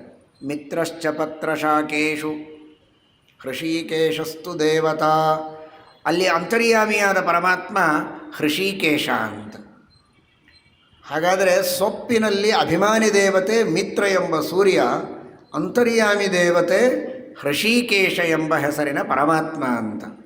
ಹೀಗಾಗಿ ಸೊಪ್ಪು ತಿಂದರೆ ಆ ಮಿತ್ರನಾಮಕ ಸೂರ್ಯನಲ್ಲಿ ಅಂತರ್ಯಾಮಿಯಾದ ಆ ಹೃಷೀಕೇಶನ ಅನುಗ್ರಹದಿಂದ ಹೃಷೀಕಗಳ ಇಂದ್ರಿಯಗಳ ನಿಗ್ರಹ ಮಾಡುವ ಶಕ್ತಿ ಸಾಮರ್ಥ್ಯಗಳು ಬರ್ತದೆ ಎನ್ನುವ ದೃಷ್ಟಿಯಲ್ಲಿ ಸೊಪ್ಪನ್ನೇ ಹೆಚ್ಚು ತಿಂದು ಇನ್ಯಾವ ವಿಷಯಗಳಿಗೂ ಸೊಪ್ಪು ಹಾಕದಂತೆ ತಮ್ಮ ಇಂದ್ರಿಯಗಳನ್ನು ನಿಗ್ರಹ ಮಾಡಿಕೊಂಡವರು ಪತ್ರಾಹಾರಶ್ಚ ತಾಪಸಾಹ ಅಂತ. ಅದು ಹೇತಗರ್ಭ ವಿಶೇಷಣ. ಅವರು ಪತ್ರಾಹಾರರಾದದ್ದರಿಂದಲೇ ಆ ಪತ್ರಾಂತರ್ಯಾಮಿಯಾದ ಮಿತ್ರಾಂತರ್ಯಾಮಿಯಾದ ಹೃಷೀಕೇಶನ ಅನುಗ್ರಹವನ್ನು ಪಡೆದವರು ಎಂಬುದಾಗಿ ಆಧ್ಯಾತ್ಮಿಕವಾಗಿ ಇಲ್ಲಿ ನಾವು ಚಿಂತನೆ ಮಾಡಬಹುದು. ಸೊಪ್ಪನ್ನು ಹೆಚ್ಚು ಬಳಸಿ ಅದರಿಂದ ಇಂದ್ರಿಯ ನಿಗ್ರಹವನ್ನು ಮಾಡಿಕೊಂಡು ಆರೋಗ್ಯವಂತರಾಗಿರಬಹುದು ಎಂಬ ಸಂದೇಶವನ್ನು ಕೂಡ ವಾಲ್ಮೀಕಿ ರಾಮಾಯಣ ನಮಗೆ ಈ ಮೂಲಕವಾಗಿ ನೀಡುತ್ತಾ ಇದೆ. ದಂತೋಲೂಖಲಿನಶ್ಚೈವ. ಇನ್ನು ಕೆಲವರಿದ್ದಾರೆ, ಅವರ ಮನೆಯಲ್ಲಿ ಒರಳಿಲ್ಲ, ಆಶ್ರಮದಲ್ಲಿ ಒರಳೇ ಇಲ್ಲ. ಹಾಗಾದರೆ ಹೇಗೆ ರುಬ್ಬೋದು, ಕುಟ್ಟೋದು ಇದನ್ನೆಲ್ಲ ಹೇಗೆ ಮಾಡ್ತಾರೆ ಅಂದರೆ ಹಲ್ಲಿನಿಂದಲೇ ಎಲ್ಲ ಕೆಲಸವನ್ನು ಮಾಡಿಕೊಡ್ತಾರೆ. ಉಲೂಖಲ, ಒರಳು ಅಂತ ಪ್ರತ್ಯೇಕ ಇಲ್ಲದಂತೆ ಹಲ್ಲನ್ನೇ ಉಲೂಖಲವನ್ನು ಒರಳನ್ನಾಗಿ ಮಾಡಿಕೊಂಡಂಥವರು ದಂತೋಲೂಖಲಿಗಳು ಅಂತ. ಹೊಟ್ಟು ತೆಗೆಯಬೇಕು, ಭತ್ತದ ಮೇಲಿನ ಹೊಟ್ಟು ತೆಗೆದು ಅಕ್ಕಿ ಮಾಡಿ ಆ ಅಕ್ಕಿಯಿಂದ ಅನ್ನ ಮಾಡಿ ತಿನ್ನಬೇಕಲ್ಲ, ಅವರು ತಮ್ಮ ಹಲ್ಲಿನಿಂದಲೇ ಹೊಟ್ಟು ತೆಗೆದು ಹಾಗೇ ಅಕ್ಕಿಯನ್ನು ಮಾಡಿಕೊಂಡು ಅದನ್ನೇ ತಿಂದು ಹಾಗೇ ಜೀರ್ಣಿಸಿಕೊಳ್ತಾರೆ. ಮತ್ತು ಪ್ರತ್ಯೇಕವಾಗಿ ಅವರು ಒರಳಲ್ಲಿ ಕುಟ್ಟಿ ಬೇಯಿಸಿ ಎಲ್ಲ ಮಾಡಲಿಕ್ಕೆ ಹೋಗುವುದಿಲ್ಲ. ದಂತೋಲೂಖಲಿನಶ್ಚೈವ ದಂತೋಲೂಖಲಿ ಮಹಾಸಂಘ. ಆ ಒಂದು ಸಹಸ್ರಾರು ಜನರ ಗುಂಪು ರಾಮನ ಎದುರಿನಲ್ಲಿ ಬರ್ತಾ ಇದೆ. ತಥೈವೋನ್ಮಜ್ಜಕಾಃ ಪರೇ. ಇನ್ನು ಕೆಲವರಿದ್ದಾರೆ, ಅವರೆಂಥವರು ಅಂದರೆ ಉನ್ಮಜ್ಜಕರು ಅಂತ. ಆವಾಗಲೂ ನೀರಿನಲ್ಲಿದ್ದು ತಪಸ್ಸು ಮಾಡುವವರು. ಕಂಠದವರೆಗೆ ನೀರು, ಆ ಕಂಠದವರೆಗೆ ನೀರಿದ್ದು ಮುಖ ಮಾತ್ರ ಮೇಲಿಟ್ಟುಕೊಂಡು ದೇವರ ಧ್ಯಾನವನ್ನು ಜಪವನ್ನು ಮಾಡತಕ್ಕಂತಹ ವೇದಗಳ ಪಾರಾಯಣಾದಿಗಳನ್ನು ಮಾಡುವಂತಹ ಅನೇಕರು ಉನ್ಮಜ್ಜಕರು ಅಂತಿದ್ದಾರೆ. ನೀರಿನಲ್ಲಿ ಕುಳಿತು ತಪಸ್ಸನ್ನು ಮಾಡುವವರು. ಇವೆಲ್ಲ ಬಹಳ ದೊಡ್ಡ ದೊಡ್ಡದಾದ ವಿಷಯಗಳು, ಚಿಂತನೆ ಮಾಡಲಿಕ್ಕೂ ನಮಗೆ ಯೋಗ್ಯತೆ ಇಲ್ಲ. ಆದರೂ ನೀವು ಸಾಕಷ್ಟು ಸಂದರ್ಭಗಳಲ್ಲಿ ಯಾತ್ರೆಗೆ ಹೋಗಿರ್ತೀರಿ, ಕ್ಷೇತ್ರಗಳಿಗೆ ಹೋಗಿರ್ತೀರಿ. ಆ ಸಂದರ್ಭದಲ್ಲಿ ನೀರಿನಲ್ಲಿಯೇ ಕುಳಿತು ತಪಸ್ಸು ಮಾಡುವ ಋಷಿಗಳು ನಾವಲ್ಲದೇ ಇದ್ದರೂ ಕೂಡ ಯಾತ್ರೆಗೆ ಹೋದಾಗ ಒಂದಿಷ್ಟು ಅವಸರದಲ್ಲಿ ಕಾಗೆ ಮುಳುಗಿದ ಹಾಗೆ ಮುಳುಗಿ ಓಡಿ ಬರದಂತೆ ಒಂದೆರಡು ಕ್ಷಣ ಆದರೂ ನೀರಿನೊಳಗೆ ಮುಳುಗಿ ಕಂಠದವರೆಗಿರುವ ಆ ನೀರಿನಲ್ಲಿ ಹಾಗೆಯೇ ಕುಳಿತು ದೇವರ ಧ್ಯಾನವನ್ನು ಮಾಡಿ, ನಿಮಗೆ ಬಂದ ಒಂದೆರಡು ಸ್ತೋತ್ರಗಳನ್ನು ಮಂತ್ರಗಳನ್ನು ಹೇಳಿ ಶಾಸ್ತ್ರೋಕ್ತವಾದ ರೀತಿಯಲ್ಲಿ ಅಘಮನಷಣ ಸೂಕ್ತಾದಿಗಳ ಪಠನದ ಕ್ರಮ ಇದೆ, ಅದನ್ನು ಮಾಡುವುದು. ಅದಲ್ಲದೆ ಸಾಧ್ಯವಿದ್ದವರು ಎಷ್ಟು ಸಾಧ್ಯವೋ ಅಷ್ಟು ಕೆಲವು ಕ್ಷಣಗಳು, ಕೆಲವು ನಿಮಿಷಗಳವರೆಗಾದರೂ ಭಕ್ತಿಯಿಂದ ದೇವರ ಧ್ಯಾನವನ್ನು ಮಾಡಿ ಮೂರನ್ನು ವಿಶೇಷವಾಗಿ ಸ್ಮರಣೆ ಮಾಡಬೇಕು ಅಂತಾರೆ. ಲೋಕ, ಕಾಲ, ಜಲ. ಜಲದ ಸೃಷ್ಟಿ ಮಾಡಿದ ದೇವರು, ಲೋಕಗಳ ಸೃಷ್ಟಿ ಮಾಡಿದ ಪರಮಾತ್ಮ, ಕಾಲದ ಸೃಷ್ಟಿಯನ್ನು ಮಾಡಿದಂತಹ ಪರಮಾತ್ಮ. ಈ ಮೂರು ವಿಧವಾದ ಭಗವಂತನ ಸೃಷ್ಟಿಕರ್ತೃತ್ವವನ್ನು ಚಿಂತನೆ ಮಾಡಿ ಸ್ನಾನ, ಅದನ್ನೇ ಅಘಮರ್ಷಣ ಸೂಕ್ತದಲ್ಲಿ ಹೇಳಿದ್ದು. ಲೋಕ, ಜಲ, ಕಾಲಗಳ ಸೃಷ್ಟಿಯನ್ನು ಅದನ್ನು ಮಾಡಿದ ಪರಮಾತ್ಮನ ಸ್ಮರಣೆಯನ್ನು ಮಾಡುತ್ತಾ ಸ್ನಾನವನ್ನು ಮಾಡಿದರೆ ಪಾಪಗಳ ಪರಿಹಾರವಾಗ್ತದೆ ಎಂಬುದಾಗಿ ಶಾಸ್ತ್ರ ತಿಳಿಸಿದೆ. ಆ ದೃಷ್ಟಿಯಲ್ಲಿ ತಥೈವ ಉನ್ಮಜ್ಜಕಾಃ ಪರೇ. ಇನ್ನು ಕೆಲವರು ಗಾತ್ರಶಯ್ಯಾಹ. ಗಾತ್ರಶಯ್ಯಾಹ, ಮೈಯಿಂದ ಮಲಗುವವರು. ಮತ್ತು ಮಲಗಬೇಕಾದ್ರೆ ಮೈ ಬೇಕಲ್ಲ, ಮೈ ಇಲ್ಲದೆ ಮಲಗಲಿಕ್ಕೆ ಹೇಗಾಗತ್ತೆ? ಇದು ಒಂದು ದೊಡ್ಡ ತಪಸ್ಸು ಅಂತ ಹೇಳಿಬಿಡಿ. ಇವತ್ತೇ ನಮ್ಮ ಮನೆಯ ಎದುರಿಗೆ ಬೋರ್ಡ್ ಹಾಕೋತೇವೆ, ಮಹಾ ತಪಸ್ವಿ ಸದನ. ಯಾಕೆಂದರೆ ಮೈಯಿಂದಲೇ ಮಲ್ಕೊಳ್ತೀವಲ್ಲ ಎಲ್ಲರೂ. ಗಾತ್ರಶಯ್ಯಾಹ, ಅದಕ್ಕೆ ಹಾಗರ್ಥ ಅಲ್ಲ. ಗಾತ್ರಶಯ್ಯ ಅಂದರೆ ಅಸಾಧಾರಣ್ಯೇನ ವ್ಯಪದೇಶಾ ಭವಂತಿ ಅಂತ. ಗಾತ್ರ ಮಾತ್ರ ಶಯ್ಯ, ಕೇವಲ ಮೈ, ಹಾಸಿಗೆ ಇಲ್ಲದೆ ಅಂತ ಅರ್ಥ. ಹಾಸಿಗೆ ಇಲ್ಲದಂತೆ ಕೇವಲ ಮೈಯಿಂದ ಮಲಗುವವರು ಗಾತ್ರಶಯ್ಯರು. ತಲೆಗಿಂಬಿಲ್ಲ, ಶ್ರೀಮದ್ ಭಾಗವತ ಹೇಳ್ತದಲ್ಲ ಹಾಗೆ. ಚೀರಾಣಿ ಕಿಂ ಪಥಿನ ಸಂತಿ ದಿಶಂತಿ ಭಿಕ್ಷಾಂ ನೈವಾಂಘ್ರಿಪಾ ಪರಭೃತ ಸರಿತೋಪ್ಯಶುಷ್ಯನ್ ವೃದ್ಧಾ ಗುಹ ಕಿಮವಧೂತ ಸುಹೃನ್ನ ಕೃಷ್ಣ ಕಸ್ಮಾತ್ ಭಜಂತಿ ಕವಯೋ ಧನದುರ್ಮದಂಧಾನ್ ಸತ್ಯಂಜಲೌ ಕಿಂ ಪುರುಪರ್ಣಪಾತ್ರೈ ದಿಗ್ವಸ್ತ್ರಲಾಭೇ ಸತಿ ಕಿಂ ದುಕೂಲೈ. ಹಾಗೆ ಇದ್ದವರು ತಮ್ಮ ಕೈಯನ್ನೇ ಉಪಬರಹಣವನ್ನಾಗಿ ಮಾಡಿಕೊಂಡವರು, ಅದನ್ನೇ ತಲೆಗೆ ಇಂಬು. ಬಾಹುಸ್ವಸಿದ್ಧೇಹ್ಯುಪಬರ್ಹಣೈ ಕಿಂ, ಇದು ಗಾತ್ರಶಯ್ಯಾ ಅಂತ. ತಲೆಗೊಂದು ಇಂಬು ಬೇಕು, ಹಾಸಿಗೆ ಬೇಕು, ಬೇಡ, ತೋಳನ್ನೇ ದಿಂಬು ಮಾಡಿಕೊಳ್ಳುವುದು, ತಲೆಗೆ ಇಂಬು ಮಾಡಿಕೊಂಡು ಹಾಗೇ ಮಲಗೋದು. ಈ ರೀತಿ ಇನ್ನೂ ವಿಚಿತ್ರವಾಗಿ ಹೇಳಿದ್ದಾರೆ. ಅದೆಲ್ಲ ನಂಬೋದಕ್ಕೂ ಕಷ್ಟ ಅಂತ ನಿಮಗೆ ಅನಿಸ್ಬಹುದು. ಕೆಲವರೆಲ್ಲ ತಪಸ್ಸಿನ ರೀತಿಯಲ್ಲಿ ಎದೆಯ ಮೇಲೆ, ಬೆನ್ನಿನ ಮೇಲೆ ಪೂರ್ಣ ತಲೆ ಮೇಲೆ ಮಾಡಿ ಮಲಗುವವರು, ತಲೆ ಪೂರ್ಣ ಕೆಳಗೆ ಮಾಡಿ, ಅಥವಾ ಭುಜದ ಮೇಲೆ ತಲೆ ಇಟ್ಟು, ಹೀಗೆ ನಾನಾ ರೀತಿಯಿಂದ ಮಲಗುವವರಿದ್ದಾರೆ. ಅಂತೂ ಹಾಸಿಗೆ ಇಲ್ಲ, ಯಾವ ಸಾಧನ ಸಲಕರಣೆಗಳಿಲ್ಲ, ಹಾಗೇ ಮಲಗುವವರಿದ್ದಾರಲ್ಲ ಅವರು ಗಾತ್ರಶಯ್ಯಾ.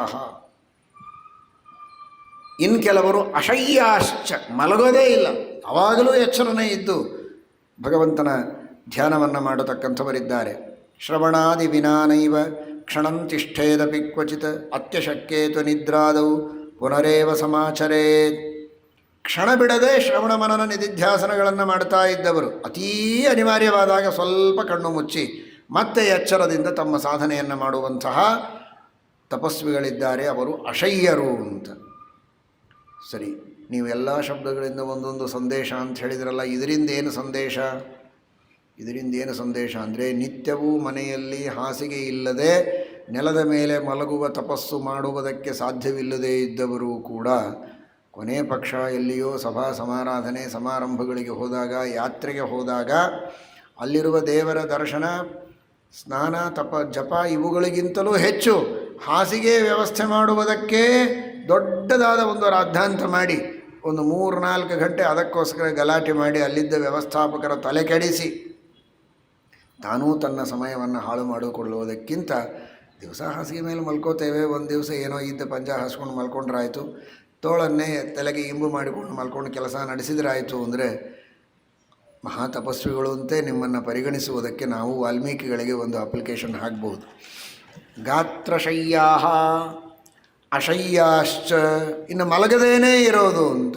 ಇದನ್ನು ಹೇಗೆ ಮಲಗದೇ ಇದ್ದರೆ ಹೇಗೆ ಅವಶ್ಯವಾಗಿ ಮಲಗದೇ ಬಾರದು ಅಂತಲ್ಲ, ಪ್ರವಚನಕ್ಕೆ ಕೂತಾಗ ಮಲಗದೇ ಇದ್ದರೆ ಸಾಕು ಮಹಾತಪಸ್ವಿಗಳು.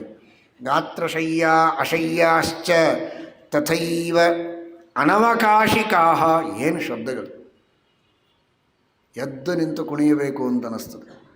ಯಾಕೆ ಅಂದರೆ ಹೀಗೆ ನಾವಿರ್ತೇವೆ ಅನ್ನಲಿಕ್ಕಲ್ಲ, ಹೀಗೆ ನಮ್ಮವರು ಇದ್ದರು ಅನ್ನೋದಕ್ಕೆ. ತಥೈವ ಅನವಕಾಶಿಕಾ, ಒಂದು ಕ್ಷಣ ಅವಕಾಶ ಇರ್ತಿರಲಿಲ್ಲ ಅಂತ.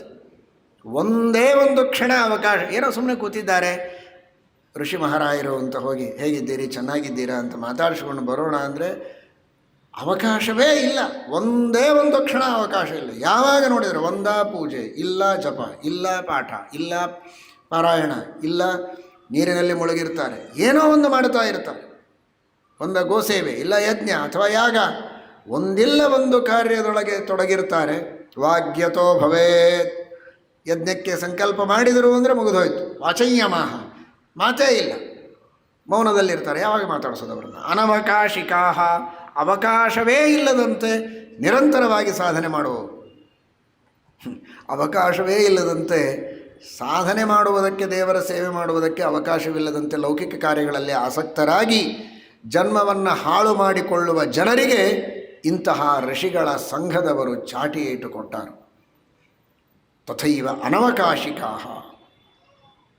ಮುನಯ ಸಲಿಲಾಹಾರಾ, ಕೇವಲ ನೀರನ್ನೇ ಸ್ವೀಕಾರ ಮಾಡಿ ಬದುಕುವಂಥವರು. ಮುನಯ ಅನ್ನೋದೇ ಒಂದು ಸಂಘ ಅಂತಾರೆ, ಮುನಿಸಂಘ, ಮೌನದಿಂದ ಇದ್ದವರು. ಇನ್ನೊಂದು ಮನನಶೀಲರಾದವರು. ಶ್ರೀಮದಾಚಾರ್ಯರು ಅಲ್ಲಲ್ಲಿ ಮುನಿ ಎನ್ನುವ ಶಬ್ದಕ್ಕೆ ಮನನಶೀಲ ಅಂತ, ಅದನ್ನು ಈ ವಾಲ್ಮೀಕಿ ರಾಮಾಯಣದ ವ್ಯಾಖ್ಯಾನಕಾರರಾದ ಅನೇಕರು, ತಿಲಕಾದಿಗಳೆಲ್ಲರೂ ಅನೇಕರು ಈ ಅಭಿಪ್ರಾಯವನ್ನು ಕೂಡ ತಿಳಿಸಿಕೊಡ್ತಾರೆ. ವೇದ ತಾತ್ಪರ್ಯ ಮನನಶೀಲಾ ಎಂಬುದಾಗಿ ಮುನಿ ಎಂಬ ಶಬ್ದಕ್ಕೆ ಅರ್ಥವನ್ನು ಮಾಡ್ತಾರೆ. ಮುನಿ ಅಂದರೆ ಸುಮ್ಮನೆ ಕೂತವರಲ್ಲ, ಮುನಿಸಿಕೊಂಡು ಕೂಡುವವರು ಮುನಿಗಳಲ್ಲ. ನಿಜವಾಗಿ ನೋಡಿದರೆ ಪೂರ್ಣ ವಿಪರೀತ ಅರ್ಥ ಇದೆ. ಮುನಿಸಿಕೊಳ್ಳುವವನು, ಸಿಟ್ಟು ಮಾಡುವವನು ಅಲ್ಲ. ಸ ಮುನಿ ಯಃ ಕಾಮಕ್ರೋಧವರ್ಜಿತ ಅಂತ ಗೀತಾಭಾಷ್ಯದಲ್ಲಿ ಶ್ರೀಮದಾಚಾರ್ಯರಂತಾರೆ. ಯಾರು ಎಂದೂ ಮುನಿಸಿಕೊಳ್ಳೋದಿಲ್ಲ ಅವರು ಮುನಿಗಳು. ಯಾರು ಮನನ ಮಾಡ್ತಾರೆ, ಯುಕ್ತ್ಯನುಸಂಧಾನ ಮಾಡ್ತಾರೆ, ಶಾಸ್ತ್ರಗಳ ತಾತ್ಪರ್ಯದ ನಿರ್ಣಯ ಮಾಡಿಕೊಳ್ತಾರೆ ಅವರು ಮುನಿಗಳು. ಅಂತಹ ಪಾಠ ಪ್ರವಚನ ನಿರತರಾದ ಜನರ ಒಂದು ಸಂಘ ಇತ್ತು. ವಾಯುಭಕ್ಷ, ಕೇವಲ ಗಾಳಿಯನ್ನೇ ಸ್ವೀಕಾರ ಮಾಡಿ ಬದುಕುವವರು. ಆಕಾಶ ನಿಲಯಾಶ್ಚೈವ, ಯಾವುದೇ ವಿಧವಾದ ಆಶ್ರಯಗಳಿಗಾಗಿ ಪರದಾಟ ಮಾಡದೆ ಎಲ್ಲಿ ಸ್ಥಳ ಸಿಗತ್ತೋ ಅಲ್ಲಿ ವೃಕ್ಷಾಗ್ರಾದವು ನಿಲೀಯಂತೆ ಇತಿ ಆಕಾಶ ನಿಲಯ ಅಂತಾರೆ. ಗಿಡದ ಮೇಲೆ ಇದ್ದು ಬಿಡೋದು, ಕೋತಿಗಳಂತೆ. ಶಾಖಾಮೃಗ ಹೇಗೆ ಗಿಡದ ಮೇಲೆ ಇರ್ತದೆ ಹಾಗೆ. ಇನ್ನು ಕೆಲವರು ಪರ್ವತದ ಶಿಖರದ ಮೇಲೆ ವಾಸ ಮಾಡುವವರು, ಅದನ್ನು ಹೇಳ್ತಾರೆ ಮುಂದೆ. ತಥಾ ಊರ್ಧ್ವವಾಸಿನ, ಪರ್ವತಾಗ್ರದಲ್ಲಿ ವಾಸ ಮಾಡಿ ಅಲ್ಲಿಯೇ ತಪಸ್ಸು ಮಾಡುವವರು, ಗಿಡದ ಮೇಲೇ ವಾಸ ಮಾಡೋದು. ಇನ್ನು ಕೆಲವರು ಸ್ಥಂಡಿಲಶಾಯಿನ, ಗೋಮಯದಿಂದ ಸಾರಿಸಿದ ಭೂಮಿಯ ಮೇಲೆ ಮಲಗುವವರು. ಎಲ್ಲಿ ಬೇಕಲ್ಲಿ ಹಾಗೆ ನೆಲದ ಮೇಲೆ ಮಲಗೋದೊಂದು ಬೇರೆ, ಗೋಮಯ ಸಾರಿಸಿದ ನೆಲದ ಮೇಲೆ ಅಥವಾ ದರ್ಭ ಹಾಸಿದ ನೆಲದ ಮೇಲೆ ಮಲಗುವಂತಹ ಜನರು ಕೆಲವರು. ತಥಾ ಊರ್ಧ್ವವಾಸಿನೋ ದಾಂತಾಹ ತಥಾ ವಾಸಸಃ. ಇನ್ನು ಕೆಲವರಿದ್ದಾರೆ, ಕೆಲವರೆಲ್ಲ ಒದ್ದೆ ಬಟ್ಟೆ ಉಟ್ಟುಕೊಂಡು ಮಡಿ ಮಾಡುವಂತಹ ಜನರೆಲ್ಲ ಇದ್ದಾರೆ. ಆಚಾರವಂತರು, ವೈದಿಕರು, ಇವತ್ತಿಗೂ ನಿಮಗೆ ಅನೇಕ ಜನ ನೋಡ್ಲಿಕ್ಕೆ ಸಿಗ್ತಾರೆ. ಅಂತಹ ಒದ್ದೆ ಬಟ್ಟೆ, ಇದೆಲ್ಲ ಏನು ಒದ್ದೆ ಬಟ್ಟೆ ಉಟ್ಕೊಳ್ಳೋದೇನು ಭಾಳ ದೊಡ್ಡ ಮಡಿನ ಇದು ಅಂತೂ ಬೈಯೋರು ಕೆಲವರಿದ್ದಾರೆ. ಬೈಯುವವರಿಗೆ ವಾಲ್ಮೀಕಿ ಋಷಿಗಳು ಒಂದು ಕಿವಿ ಮಾತು ಹೇಳ್ತಾರೆ, ಅವರು ದೊಡ್ಡ ತಪಸ್ವಿಗಳು, ಹಾಗೆಲ್ಲ ಹೇಳಬೇಡಿ. ಆರ್ದ್ರಪಟವಾಸಸಃ, ಒದ್ದೆ ಬಟ್ಟೆಯನ್ನು ಉಟ್ಟು ತಪಸ್ಸು ಮಾಡುವವರಿದ್ದಾರೆ, ಜಪ ಮಾಡುವವರಿದ್ದಾರೆ. ಶುದ್ಧವಾದ ರೀತಿಯಲ್ಲಿ ಮಡಿಯಲ್ಲಿ ತಮ್ಮ ಆಚಾರ ವಿಚಾರಗಳನ್ನು ಮಾಡಿಕೊಳ್ಳುವವರಿದ್ದಾರೆ. ಆರ್ದ್ರಪಟವಾಸಸಃ. ಅದಕ್ಕೆ ಹೇಳಿದೆ ನಾನು, ಸಂದೇಶವನ್ನು ತಿಳಿದುಕೊಳ್ಳುವುದು ಹೇಗೆ? ನಿರಂತರ ಒದ್ದೆ ಬಟ್ಟೆ ಉಡುವ ಯೋಗ್ಯತೆ ಇಲ್ಲದೇ ಇದ್ದರೂ ಮಡಿ ಸಂದರ್ಭದಲ್ಲಿ, ಆಚಾರ ವಿಚಾರಗಳ ಸಂದರ್ಭದಲ್ಲಿ ಆದರೂ ಸ್ನಾನ ಮಾಡಿ ಒದ್ದೆ ಬಟ್ಟೆ ಉಟ್ಟು ಆಮೇಲೆ ಮತ್ತೆ ಒಣ ಬಟ್ಟೆಯನ್ನು ಉಡಬಹುದು, ಒಣಗಿಸಿ ಇಟ್ಟುಕೊಂಡದ್ದನ್ನು. ಆದರೆ ಒದ್ದೆ ಬಟ್ಟೆ ಉಡೋದಕ್ಕೇ ಭಯಪಡಬಾರದು. ಕೆಲವು ಸಂದರ್ಭಗಳಲ್ಲಿ ಆದರೂ ಅದಕ್ಕೆ ಮನುಷ್ಯ ಸಿದ್ಧನಾಗಿ ಮಡಿಯಲ್ಲಿ ಕಾರ್ಯವನ್ನು ಮಾಡಬೇಕು.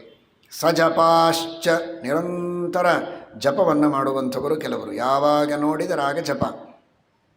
ತಪೋನಿಷ್ಠಾಹ, ಇದೆಲ್ಲ ತಪಸ್ಸೇ ಅಲ್ವಾ, ಮತ್ತೆ ಯಾಕೆ ತಪೋನಿಷ್ಠಾಹ ಅಂತ ಹೇಳಿದರೆ ಎಲ್ಲ ವ್ಯಾಖ್ಯಾನಕಾರರು ಹೇಳ್ತಾರೆ, ಇಲ್ಲಿ ತಪಸ್ಸು ಅಂದರೆ ಬೇರೆ ಯಾವುದಲ್ಲ, ಸ್ವಾಧ್ಯಾಯ, ಪಾಠ ಪ್ರವಚನದಲ್ಲಿ ನಿರತರಾದವರು ಎಂಬುದಾಗಿ ಹೇಳ್ತಾರೆ.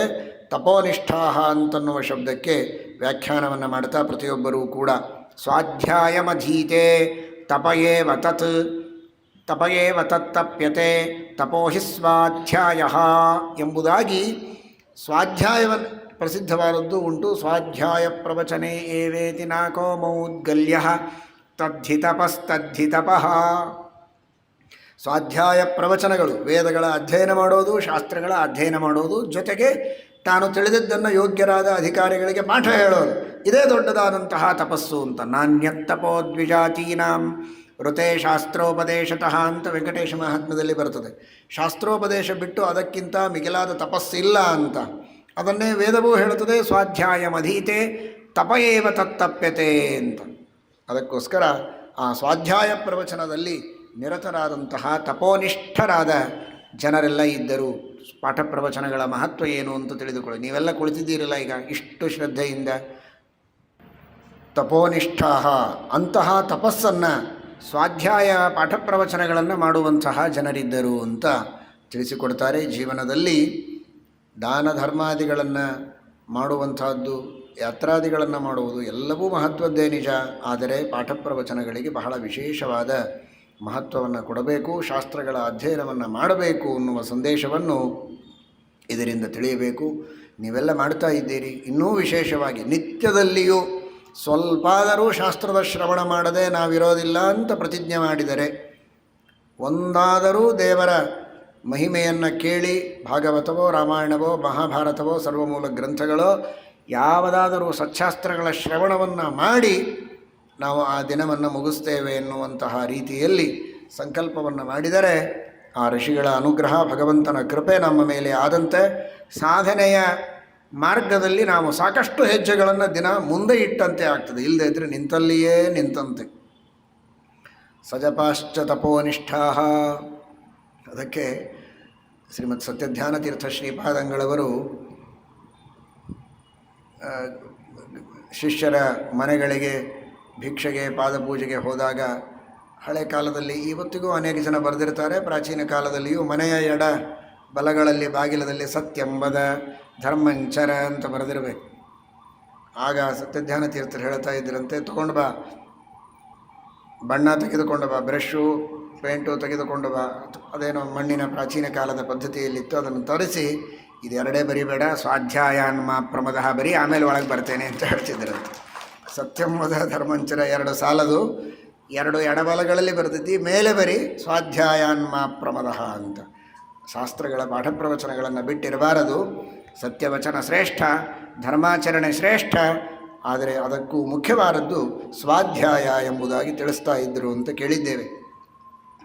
ತಪೋನಿಷ್ಠಾಸ್ತಥಾ ಪಂಚತಪೋನ್ವಿತಾ.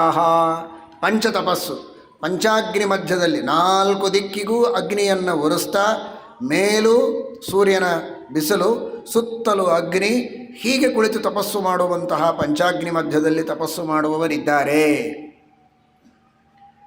ಪಂಚತಪೋನ್ವಿತಾ ಸರ್ವೇ ಬ್ರಾಹ್ಮ್ಯಾಶ್ರಿಯಾಯುಕ್ತಾ ದೃಢಯೋಗ ಸಮಾಹಿತಾ. ಭಾರೀ ಪಂಚಾಗ್ನಿ ಮಧ್ಯದಲ್ಲಿ ತಪಸ್ಸು ಮಾಡುವುದಕ್ಕಾಗದೇ ಇದ್ದರೂ ಸ್ವಲ್ಪಾದರೂ ಬಿಸಿಯನ್ನು ಸಹನೆ ಮಾಡುವಂತಹ ಒಂದು ತಾಳ್ಮೆ ನಮ್ಮಲ್ಲಿರಬೇಕು ಅನ್ನೋದಕ್ಕೆ ಈಗ ದೀಪ ಹೋಗಿತ್ತು. ಯಾಕೆಂದರೆ ಈ ಬಿಸಿಯನ್ನು ಸಹನೆ ಮಾಡಿದ್ದರಿಂದ ನಾವು ತಪಸ್ವಿಗಳು ಅಂತ ಎಲ್ಲಿಯಾದರೂ ಅಹಂಕಾರ ಬರಬಹುದು ಅಂತ ಸರಿಯಾಗಿ ಆ ಶಬ್ದ ಬರೋ ಹೊತ್ತಿಗೆ ದೇವರು, ನಿಮಗೂ ತಪಸ್ವಿಗಳಿಗೂ ಬಹಳ ಅಂತರ ಇದೆ, ನಿಮಗೆ ಈ ದೀಪ ಸಹನ ಮಾಡೋ ಯೋಗ್ಯತೆಯೂ ನಿಮಗಿಲ್ಲ ಅಂತ ತೋರಿಸೋದಕ್ಕೆ ಭಗವಂತ ದೀಪವನ್ನು ಕಳೆದಿದ್ದ ಅಂತ ಇಟ್ಕೊಳ್ಳಿ. ದೇವರ ಪೂಜೆಯನ್ನು ಮಾಡುವಂತಹ ಪ್ರಸಂಗ, ದೇವರ ಎದುರಿನಲ್ಲಿ ದೀಪವನ್ನು ಹಚ್ಚಿ ದೇವರ ಪೂಜೆ ಮಾಡಬೇಕು. ಆ ಸಂದರ್ಭದಲ್ಲಿ ಸ್ವಲ್ಪ ಶಕೆ ಆಗ್ತದೆ. ಫ್ಯಾನ್ ಹಚ್ಕೊಂಡ್ರೆ ದೀಪ ಆರ್ತದೆ. ದೀಪ ಆರಿದರೂ ಅಡ್ಡಿ ಇಲ್ಲ, ನಾನು ಫ್ಯಾನ್ ಹಚ್ಕೊಂಡೇ ಪೂಜೆ ಮಾಡ್ತೇನೆ ಅಂತ ಅನ್ನದೇ ಇದ್ದರೆ ಸಾಕು, ತಪಸ್ವಿಗಳಾಗ್ತೀವಿ. ಇಡೀ ದಿವಸ ಪಂಚಾಗ್ನಿ ಮಧ್ಯದಲ್ಲಿ ತಪಸ್ಸು ಮಾಡೋದು ಬೇಡ. ದೇವರನ್ನು ಪಂಚಾಗ್ನಿ ಮಧ್ಯದಲ್ಲಿ ಕೂಡಿಸಿ, ಅವನಿಗೆ ಸುತ್ತಲೂ ದೀಪ ಹಚ್ಚಿ, ಅವನನ್ನು ತಪಸ್ಸಿನಲ್ಲಿ ಕೂಡಿಸಿ, ಆ ಸ್ವಲ್ಪ ಹೊತ್ತು ಫ್ಯಾನ್ ಹಚ್ಕೊಳ್ಳದೆ ದೀಪ ಉರಿಯೋ ಹಾಗೆ ಇಟ್ಟರೂ ಸಾಕು. ಇವತ್ತಿನ ಕಾಲದಲ್ಲಿ ಅದೊಂದು ಸಣ್ಣ ತಪಸ್ಸೇ ಆಗತ್ತೆ. ಪಂಚತಪೋನ್ವಿತಾ. ಇನ್ನೊಂದು ಶಾಸ್ತ್ರ ಹೇಳುವಂತೆ, ಯಾವುದೇ ವಿಧವಾದ ಛಾಂದೋಗ್ಯೋಪನಿಷತ್ತಿನಲ್ಲಿಯೂ ಬರ್ತದೆ, ಯಾವುದೇ ತರಹದ ವಾತಾವರಣವನ್ನು ನಿಂದೆ ಮಾಡಬಾರ್ದು. ಮಳೆ ಬಂತು, ಏನು ಹೊಲಸು ಮಳೆ ಇದು, ಎಲ್ಲಿ ನೋಡಿದಲ್ಲಿ ನೀರು, ಏನು ಕೆಟ್ಟ ಬಿಸಿಲು, ಕೆಟ್ಟ ಬಿಸಿಲು ಅಂತ ಅನ್ನಬಾರ್ದು. ನಾವು ಕೆಟ್ಟವರು ಅಷ್ಟೇ, ಬಿಸಿಲು ಯಾಕೆ ಕೆಡ್ತದೆ? ನಮ್ಮ ಆರೋಗ್ಯಕ್ಕೆ ಎಲ್ಲವೂ ಬೇಕು, ಮಳೆಯೂ ಬೇಕು, ಬಿಸಿಲು ಬೇಕು, ಚಳಿಯೂ ಬೇಕು, ಎಲ್ಲವೂ ಕಾಲಕ್ಕೆ ಬೇಕು ಅನ್ನುವುದಕ್ಕೆ ದೇವರು ಅದನ್ನು ಕೊಡ್ತಾನೆ. ಆ ಋತುಗಳಲ್ಲಿ, ಆ ಋತುಗಳಲ್ಲಿ ಕೊಡುವ ಋತು ನಿಯಾಮಕನಾದ ಭಗವಂತನ ಇಚ್ಛೆ, ಸಂಕಲ್ಪ, ಕಾರುಣ್ಯದಿಂದ ಕಾಲಕ್ಕೆ ನಮಗೆ ವಾತಾವರಣಗಳು ಬದಲಾಗ್ತದೆ. ಏಕಪ್ರಕಾರವಾಗಿದ್ದರೆ ಬದುಕೋದು ಕಷ್ಟ. ಅದನ್ನು ಸಹನೆ ಮಾಡಬೇಕು.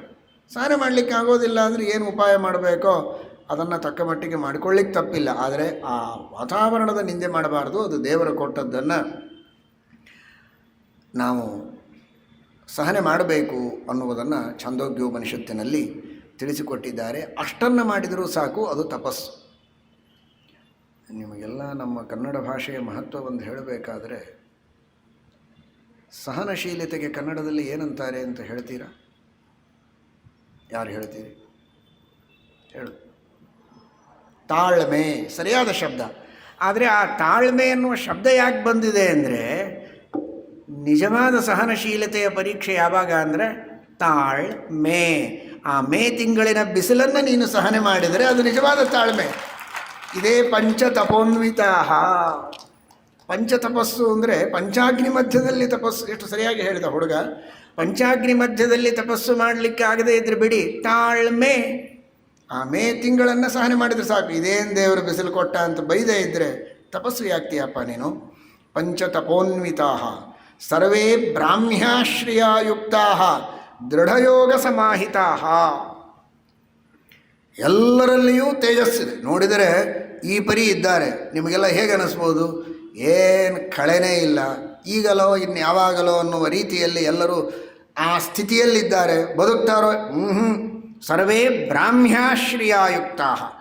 ಇಂಥ ತಪಸ್ವಿಗಳಾದರೂ ಮುಖದ ಮೇಲೆ ವರ್ಚಸ್ಸಿದೆ, ತೇಜಸ್ಸಿದೆ, ಬ್ರಾಹ್ಮ ಕಳೆ ಇದೆ. ಅಂತಹ ಮಹಾನುಭಾವರು ದೃಢಯೋಗ ಸಮಾಹಿತಾ, ಯೋಗಾಭ್ಯಾಸಗಳನ್ನು ಮಾಡತಕ್ಕಂಥವರು, ಮೋಕ್ಷೋಪಾಯವನ್ನು ಮಾಡಿಕೊಳ್ಳುವವರು. ಇಂಥವರೆಲ್ಲ ಸಂಘ ಮಾಡಿಕೊಂಡು ಶರಭಂಗಾಶ್ರಮೇ ರಾಮಂ ಅಭಿಜಗ್ಮುಶ್ಚ ತಾಪಸಾಹ. ಶರಭಂಗಾಶ್ರಮದಿಂದ ಇನ್ನೇನು ಹೊರಟು ನಿಂತ ಶ್ರೀರಾಮಚಂದ್ರನ ಎದುರಿನಲ್ಲಿ ಇವರೆಲ್ಲ ಬಂದು ಸಹಸ್ರ ಸಂಖ್ಯೆಯಲ್ಲಿ ಬಂದು ಎದುರಿಗೆ ನಿಂತಿದ್ದಾರೆ. ಸಾಷ್ಟಾಂಗ ಪ್ರಣಾಮವನ್ನು ಮಾಡಿದ್ದಾರೆ. ಅಭಿಗಮ್ಯ ಚ ಧರ್ಮಜ್ಞಾಃ ರಾಮಂ ಧರ್ಮಭೃತಾಂಬರಂ ಊಚುಃ ಪರಮಧರ್ಮಜ್ಞಂ ಋಷಿಸಂಘಾಃ ಸಮಾಗತಾಃ. ಪ್ರಾರ್ಥನೆ ಮಾಡಿಕೊಳ್ತಾರೆ, ಸ್ವಾಮಿನ್, ನೀನು ಇಕ್ಷ್ವಾಕು ಕುಲದ ರಾಜ, ಪೃಥಿವಿಗೇನೇ ರಾಜ ನೀನು. ಶಬ್ದ ಹೀಗಿದೆ, ಇಕ್ಷ್ವಾಕು ತ್ವಮಿಕ್ಷ್ವಾಕು ಕುಲಸ್ಯಾಸ್ಯ ಪೃಥಿವ್ಯಾಶ್ಚ ಮಹಾರಥಃ. ವ್ಯಾಖ್ಯಾನಕಾರರು ಬರೀತಾರೆ, ಆ ಚ ಶಬ್ದ ಬಹಳ ಮಹತ್ವದ್ದು. ಕೇವಲ ಪೃಥ್ವಿಗಲ್ಲ, 14 ಲೋಕಗಳಿಗೂ ನೀನು ನಾಯಕ. ಪೃಥಿವ್ಯಾಶ್ಚ, ಪೃಥ್ವಿಗೂ ನಾಯಕ, ಇಡೀ ವಿಶ್ವಕ್ಕೆ ನೀನು ನಾಯಕ. ವಿಶ್ವನಾಯಕನಾದ ನಿನ್ನ ಎದುರಿನಲ್ಲಿ ನಾವೆಲ್ಲ ತಪಸ್ವಿಗಳು ಪ್ರಾರ್ಥನೆಯನ್ನು ಮಾಡಿಕೊಳ್ತಾ ಇದ್ದೇವೆ. ನಮ್ಮನ್ನು ನೀನು ರಕ್ಷಣೆ ಮಾಡಬೇಕು. ಪ್ರಧಾನಶ್ಚಾಪಿ ನಾಥಶ್ಚ ದೇವಾನಾಂ ಮಘವಾನಿವ. ದೇವತೆಗಳಿಗೆ ಬಂದ ಆಪತ್ತುಗಳನ್ನು ಕಳೆಯುವುದಕ್ಕೆ ಇಂದ್ರದೇವರಿದ್ದಂತೆ ನಮ್ಮೆಲ್ಲರ ಕಷ್ಟಗಳನ್ನು ನೀನು ಕಳೆಯಬೇಕು. ಜಗತ್ಪ್ರಸಿದ್ಧನಾಗಿದ್ದಿ, ನಿನ್ನ ಕೀರ್ತಿ ವೇದಗಳಲ್ಲಿ ಶಾಸ್ತ್ರಗಳಲ್ಲಿ ಹರಡಿದೆ.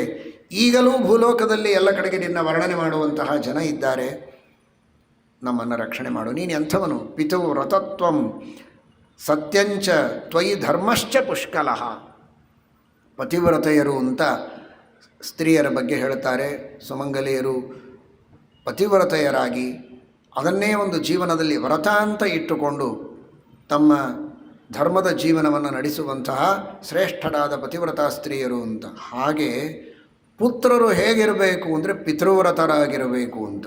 ಪಿತಾ ಅನ್ನೋ ಶಬ್ದಕ್ಕೆ ಬರೀ ತಂದೆ ಅಂತ ಅರ್ಥ ಇಲ್ಲ. ಮಾತಾಚ ಪಿತಾಚ ಪಿತರೌ. ಪಿತೃವ್ರತರು ಅಂದರೆ ತಂದೆ ತಾಯಿಗಳ ಸೇವೆಯನ್ನು ಮಾಡುವುದು, ಅವರನ್ನು ಸಂತೋಷಪಡಿಸುವುದು ಜೀವನದಲ್ಲಿ ಒಂದು ವ್ರತ ಅಂತ ಅನುಷ್ಠಾನದಲ್ಲಿಟ್ಟುಕೊಂಡವರು ಪಿತೃವ್ರತರು.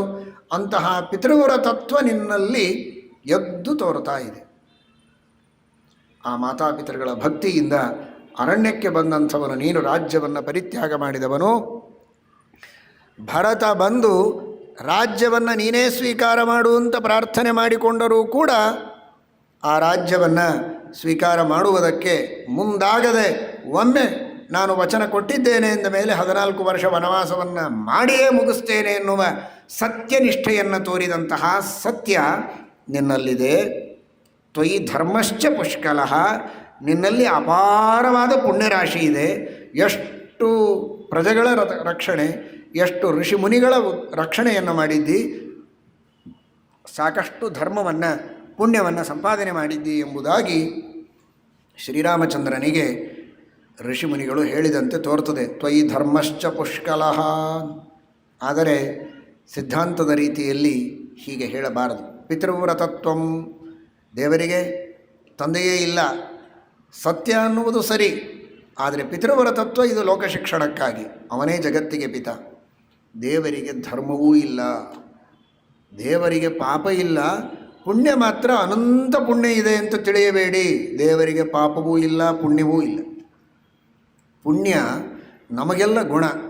ಯಾಕೆ ಅಂದರೆ ನಮಗೆ ಇಲ್ಲದೇ ಇದ್ದದ್ದನ್ನು ಪಡೆಯುವುದಕ್ಕೆ ಸಾಧನವಾದದ್ದೇ ಪುಣ್ಯ. ನಮಗೆ ಯಾವುದು ಇಲ್ಲ ಅದನ್ನು ಪಡೆಯುವುದಕ್ಕೆ ಒಂದು ಮಾಧ್ಯಮ, ಸಾಧನ, ಉಪಾಯ, ಅದು ಪುಣ್ಯ. ಎಲ್ಲವನ್ನೂ ಪಡೆದವನಿಗೆ ಪುಣ್ಯ ಯಾಕೆ ಬೇಕು? ಪುಣ್ಯದ ಅವಶ್ಯಕತೆಯೇ ಇಲ್ಲ. ಪುಣ್ಯ ಇರೋದು ಅದು ಅವನ ಸರ್ವೋತ್ತಮತ್ವಕ್ಕೆ ಧಕ್ಕೆ ತರುವಂಥದ್ದು. ದೇವರು ಸರ್ವೋತ್ತಮನಲ್ಲ, ಪರಿಪೂರ್ಣನಲ್ಲ, ಇನ್ನೂ ಏನೋ ಪಡೆಯಬೇಕಾಗಿದೆ, ಅದಕ್ಕಾಗಿ ಪುಣ್ಯವನ್ನು ಪಡೆದಿದ್ದಾನೆ ಅಂತಾಗತ್ತೆ. ಹಾಗಾದರೆ ನಿತ್ಯ ಪೂರ್ಣನಾದ ಸರ್ವೋತ್ತಮನಾದ ಭಗವಂತನಿಗೆ ಪುಣ್ಯವೂ ಬೇಕಿಲ್ಲ, ಪಾಪ ಅಂತೂ ಇಲ್ಲವೇ ಇಲ್ಲ. ಸಹಿ ಕರ್ಮ ಫಲೋಜ್ಜಿತ ಅಂತ ಮಹಾಭಾರತ ತಾತ್ಪರ್ಯ ನಿರ್ಣಯದಲ್ಲಿ ಆಚಾರ್ಯರು ಹೇಳುತ್ತಾರೆ.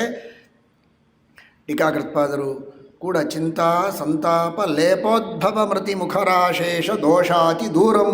ಲೇಪ ಅಂದರೆ ಪುಣ್ಯಪಾಪ ಸಂಬಂಧ, ಪರಮಾತ್ಮನಿಗೆ ಪುಣ್ಯಪಾಪಗಳ ಸಂಬಂಧ ಲೇಪ ಇಲ್ಲ. ಆದ್ದರಿಂದ ನಿರ್ದೋಷ ಅಂತ ಪರಮಾತ್ಮನಿಗೆ ಹೇಳ್ತಾರೆ. ಹೀಗಾಗಿ ಏನಿದರ ಅರ್ಥ? ತ್ವಯಿ ಧರ್ಮಶ್ಚ ಪುಷ್ಕಲಃ, ನಿನ್ನಲ್ಲಿ ಅಪಾರವಾದಂತಹ ಧರ್ಮದ ರಾಶಿ ಇದೆ ಅಂತ ಹೇಳ್ತಾರಲ್ಲ ಋಷಿಗಳು. ಅದಕ್ಕೆ ಅರ್ಥ ಏನು ಅಂತ ಅದಕ್ಕೆ ವ್ಯಾಖ್ಯಾನಕಾರರು ಸುಂದರವಾಗಿ ಅಭಿಪ್ರಾಯಗಳನ್ನು ತಿಳಿಸಿದ್ದಾರೆ. ತಿಲಕ ಎಂಬ ವ್ಯಾಖ್ಯಾನದಲ್ಲಿ ಹೇಳ್ತಾರೆ, ತ್ವಯಿ ಧರ್ಮಶ್ಚ ಪುಷ್ಕಲಃ ಅನ್ನುವುದಕ್ಕೆ ತ್ವಯಿ ಸ್ಮೃತೇ ಸತಿ ಅಂತ ಅಧ್ಯಾಹಾರ ಮಾಡ್ತಾರೆ. ತ್ವಯಿ ಸ್ಮೃತೇ ಸತಿ, ನಿನ್ನ ಸ್ಮರಣೆ ಮಾಡಿದರೆ ಸಾಕು, ಧರ್ಮಶ್ಚ ಪುಷ್ಕಲಃ, ಮಹಾಪುಣ್ಯ ಬಂದು ಹೋಗುತ್ತೆ ಅಂತ. ದೇವರಿಗೆ ಪುಣ್ಯ ಇದೆ ಅಂತಲ್ಲ, ತ್ವಯಿ ಸ್ಮೃತೆ, ನಿನ್ನ ಸ್ಮರಣೆ ಮಾಡಿದರೆ ಸಾಕು, ಪುಷ್ಕಲಃ ಧರ್ಮ, ಮಹಾಧರ್ಮದ ಪ್ರಾಪ್ತಿಯಾಗ್ತದೆ. ಅಥವಾ ಏನೇನು ಧರ್ಮ ಮಾಡಿರ್ತಾನಲ್ಲ, ಯಜ್ಞ ಮಾಡಿರ್ತಾನೆ, ಆದರೆ ದೇವರ ಸ್ಮರಣೆ ಮಾಡಲಿಲ್ಲ, ಆ ಯಜ್ಞ ಅಪರಿಪೂರ್ಣ. ದಾನ ಮಾಡ್ತಾನೆ, ದೇವರ ಸ್ಮರಣೆ ಇಲ್ಲ, ಅದು ಅಪರಿಪೂರ್ಣ. ತ್ವಯಿ ಸ್ಮೃತೆ, ನಿನ್ನ ಸ್ಮರಣೆ ಮಾಡಿದರೆ ಧರ್ಮ, ಧರ್ಮವು ಪುಷ್ಕಲಃ, ಪರಿಪೂರ್ಣವಾಗತ್ತೆ, ಸಾಂಗವಾಗತ್ತೆ. ವಿಷ್ಣು ಸ್ಮರಣೆ ಮಾಡಿದರೆ ಮಾತ್ರ ಧರ್ಮ ಪರಿಪೂರ್ಣವಾಗ್ತದೆ ಅಂತ ಹೇಳ್ತಾರೆ. ಪ್ರಸಿದ್ಧವಾದ ಶ್ಲೋಕವನ್ನೇ ಪ್ರಮಾಣವಾಗಿ ಕೊಡ್ತಾರೆ. ಪ್ರಮಾದಾತ್ ಕುರ್ವತಾಂ ಕರ್ಮ ಪ್ರಚ್ಯವೇತಾಧ್ವರೇಷು ಚ ತದ್ವಿಷ್ಣೋ ಸ್ಮರಣಾದೇವ ಸಂಪೂರ್ಣಂ ಸ್ಯಾದಿತಿ ಶ್ರುತಿ. ಏನೇ ಕರ್ಮವನ್ನು ಮಾಡುವಾಗ ಲೋಪದೋಷಗಳು ಪ್ರಾಯ ಆಗಿಯೇ ಆಗ್ತವೆ. ಅಂತಹ ಲೋಪದೋಷಗಳ ಪರಿಹಾರಕ್ಕೆ ವಿಷ್ಣು ಸ್ಮರಣವನ್ನು ಮಾಡಲೇಬೇಕು, ಮಾಡಿದರೆ ಪರಿಹಾರವಾಗೇ ಆಗ್ತದೆ ಅಂತ. ಅದಕ್ಕೆ ಶುಕ್ರಾಚಾರ್ಯರಂತಾರೆ, ಬಲಿಚಕ್ರವರ್ತಿಯ ಯಜ್ಞದ ಮಧ್ಯದಲ್ಲಿ ವಿಘ್ನ ಆಯಿತು, ಅದಕ್ಕಾಗಿ ಏನು ಮುಂದಿನ ಪ್ರಾಯಶ್ಚಿತ್ತಾದಿಗಳನ್ನು ಮಾಡಿ ಯಜ್ಞ ಮುಗಿಸಬೇಕೋ ಅದನ್ನು ಮುಗಿಸಿರಿ ಎಂದಾಗ ಅಂತಾರೆ, ನೀನು ಬಂದ ಮೇಲೆ ನಿನ್ನ ಸ್ಮರಣೆ ಮಾಡಿದರೆ ಯಜ್ಞ ಪೂರ್ಣವಾಗ್ತದೆ, ನೀನೇ ಯಜ್ಞಕ್ಕೆ ಬಂದ ಮೇಲೆ ಇನ್ನೇನು ನಾವು ಮಾಡಬೇಕಾದ ಅವಶ್ಯಕತೆ ಇದೆ ಅಂತ ಶುಕ್ರಾಚಾರ್ಯರು ವಾಮನ ರೂಪಿಯಾದ ಪರಮಾತ್ಮನಿಗೆ ಭಿನ್ನವಿಸಿಕೊಂಡದ್ದನ್ನು ಭಾಗವತದಲ್ಲಿ ಕೇಳುತ್ತೇವೆ. ಆ ದೃಷ್ಟಿಯಲ್ಲಿ ತ್ವಯಿ ಧರ್ಮಶ್ಚ ಪುಷ್ಕಲಃ. ಇಷ್ಟು ಜೋರಾಗಿ ಒದರ್ತಾ ಇದ್ದೇವೆ, ಆದರೆ ಈಗಲೇ ನಾವು ದೇವರನ್ನು ಮರೆತಿರ್ತೇವೆ. ಉಪನ್ಯಾಸ ಚೆನ್ನಾಗಿದೆ ಅಂತ ಕೇಳುವವರು ಅನ್ಬೋದು, ರಾಮಾಯಣ ಬಹಳ ಚೆನ್ನಾಗಿದೆ ಅಂತೆ, ಆದರೆ ದೇವರ ಸ್ಮರಣೆ ಬರಬೇಕು. ದೇವರೇ ಒಳಗೆ ನಿಂತು ನುಡಿಸ್ತಾ ಇದ್ದಾನೆ, ದೇವರೇ ಒಳಗೆ ನಿಂತು ಕೇಳಿಸ್ತಾ ಇದ್ದಾನೆ. ಇದರಿಂದ 4 ಸಂದೇಶಗಳನ್ನು ಮನಸ್ಸಿನಲ್ಲಿಟ್ಟುಕೊಂಡು ಅನುಷ್ಠಾನ ಮಾಡುವ ಪ್ರೇರಣೆಯನ್ನು ಆ ದೇವರು ಕೊಟ್ಟು ನಮ್ಮ ಜೀವನದಲ್ಲಿ ಒಂದು ದೊಡ್ಡ ಪರಿವರ್ತನೆಯನ್ನು ಮಾಡಲಿ ಎನ್ನುವ ದೃಷ್ಟಿಯಲ್ಲಿ ಆ ಭಗವಂತನ ಸ್ಮರಣೆ ಬಂದರೆ ಆಗ ತ್ವಯಿ ಧರ್ಮಶ್ಚ ಪುಷ್ಕಲಃ. ಆ ದೃಷ್ಟಿಯಲ್ಲಿ ಈ ರೀತಿ ಹೇಳಿದ್ದಾರೆ. ಇನ್ನೊಂದು ಅರ್ಥವನ್ನು ತಿಳಿಯಬಹುದು.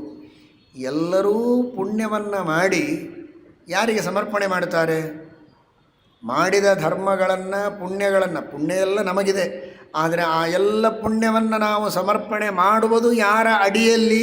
ಪರಮಾತ್ಮನ ಅಡಿಯಲ್ಲಿ. ಅದನ್ನೆಲ್ಲ ಸಮರ್ಪಣೆ ಮಾಡ್ತೀವಲ್ಲ ದೇವರಲ್ಲಿ, ಆ ದೃಷ್ಟಿಯಲ್ಲಿ ತ್ವಯಿ ಧರ್ಮಶ್ಚ ಪುಷ್ಕಲಃ. ಒಬ್ಬರೇ ಇಬ್ಬರೇ ಅನಂತ ಜೀವರಾಶಿಗಳು ಪುಣ್ಯವನ್ನು ಮಾಡುತ್ತಾರೆ. ಒಬ್ಬೊಬ್ಬರು ಅನಾದಿ ಕಾಲದಿಂದ ಅನಂತ ಪುಣ್ಯಗಳನ್ನು ಮಾಡಿದ್ದಾರೆ. ವಿಶೇಷವಾಗಿ ಬ್ರಹ್ಮಾದಿ ದೇವತೆಗಳು ಅನಂತ ಪುಣ್ಯವನ್ನು ಮಾಡುತ್ತಾರೆ, ಸಕಲ ವೇದೋಕ್ತ ಕರ್ಮಗಳನ್ನು ಮಾಡುವಂತಹ ಮಹಾನುಭಾವರು. ಅಂತಹ ಅನಂತಾನಂತ ಪುಣ್ಯಗಳನ್ನು ಪರಮಾತ್ಮನ ಅಡಿಗಳಲ್ಲಿ ಅವರು ಸಮರ್ಪಣೆ ಮಾಡಿದರೆ ದೇವರಲ್ಲಿ ಎಷ್ಟು ಧರ್ಮ ಬಂದಾಗಾಯಿತು. ಧರ್ಮ ಅಂದರೆ ಅವನ ಧರ್ಮ ಅಲ್ಲ, ಅದು ಜೀವರು ಸಮರ್ಪಣೆ ಮಾಡಿದ ಧರ್ಮ. ಆ ಧರ್ಮವನ್ನು ಗಮನಿಸಿ ಅವರಿಗೆಲ್ಲ ಅವನು ಫಲ ಕೊಡಬೇಕು. ಆ ದೃಷ್ಟಿಯಲ್ಲಿ ಆ ಕಪಿಲನಾಮಕ ಪರಮಾತ್ಮ ಕರ್ಮ ಪಾಚಕ ಅಂತ ಹೇಳ್ತಾರೆ. ಎಲ್ಲರ ಕರ್ಮಗಳನ್ನು ಸ್ವೀಕಾರ ಮಾಡಿ ಆ ಕರ್ಮಗಳಿಗೆ ತಕ್ಕ ಫಲವನ್ನು ಕೊಡುವುದಕ್ಕೆ ಆ ಪರಮಾತ್ಮನ ಎದುರಿನಲ್ಲಿ ಈ ಎಲ್ಲ ಧರ್ಮಗಳಿವೆ. ಆ ಧರ್ಮಗಳಿಗೆ ತಕ್ಕಂತೆ ಅವರವರಿಗೆ ಫಲ ಕೊಡ್ತಾನೆ. ಈ ದೃಷ್ಟಿಯಲ್ಲಿ ತ್ವಯಿ ಧರ್ಮಶ್ಚ ಪುಷ್ಕಲಃ. ನಾವೆಲ್ಲ ಧರ್ಮವನ್ನು ಮಾಡಿ ನಿನ್ನ ಅಡಿದಾವರಿಗಳಿಗೆ ಅರ್ಪಣೆ ಮಾಡಿರ್ತೇವಲ್ಲ ಶ್ರೀರಾಮಚಂದ್ರ, ಆ ಎಲ್ಲ ಧರ್ಮ ನಿನ್ನ ಕಣ್ಮುಂದೆ ಇದೆ. ತ್ವಯಿ ಧರ್ಮಶ್ಚ ಪುಷ್ಕಲಃ, ಅದನ್ನು ನೋಡಿ ನಮಗೆ ಅನುಗ್ರಹ ಮಾಡು ಅನ್ನುವ ದೃಷ್ಟಿಯಲ್ಲಿ ಹೊರತು ದೇವರೇ ಪುಣ್ಯ ಪಡೆದುಕೊಂಡಿದ್ದಾನೆ, ತಾನು ಕರ್ಮ ಮಾಡಿದ್ದಕ್ಕೆ ಅಂತ ಅರ್ಥ ಮಾಡಿಕೊಳ್ಳುವ ಅವಶ್ಯಕತೆ ಇಲ್ಲ. ತ್ವಯಿ ಧರ್ಮಶ್ಚ ಪುಷ್ಕಲಃ. ಇನ್ನೊಂದು ಅರ್ಥ ಸಮರ್ಪಣೀಯತೆಯ ತ್ವಯಿ ಧರ್ಮ ಅಸ್ತಿ, ಇನ್ನೊಂದು ಉಪದೇಶ್ಯತೆಯ ಧರ್ಮ ತ್ವಯಿ ಅಸ್ತಿ.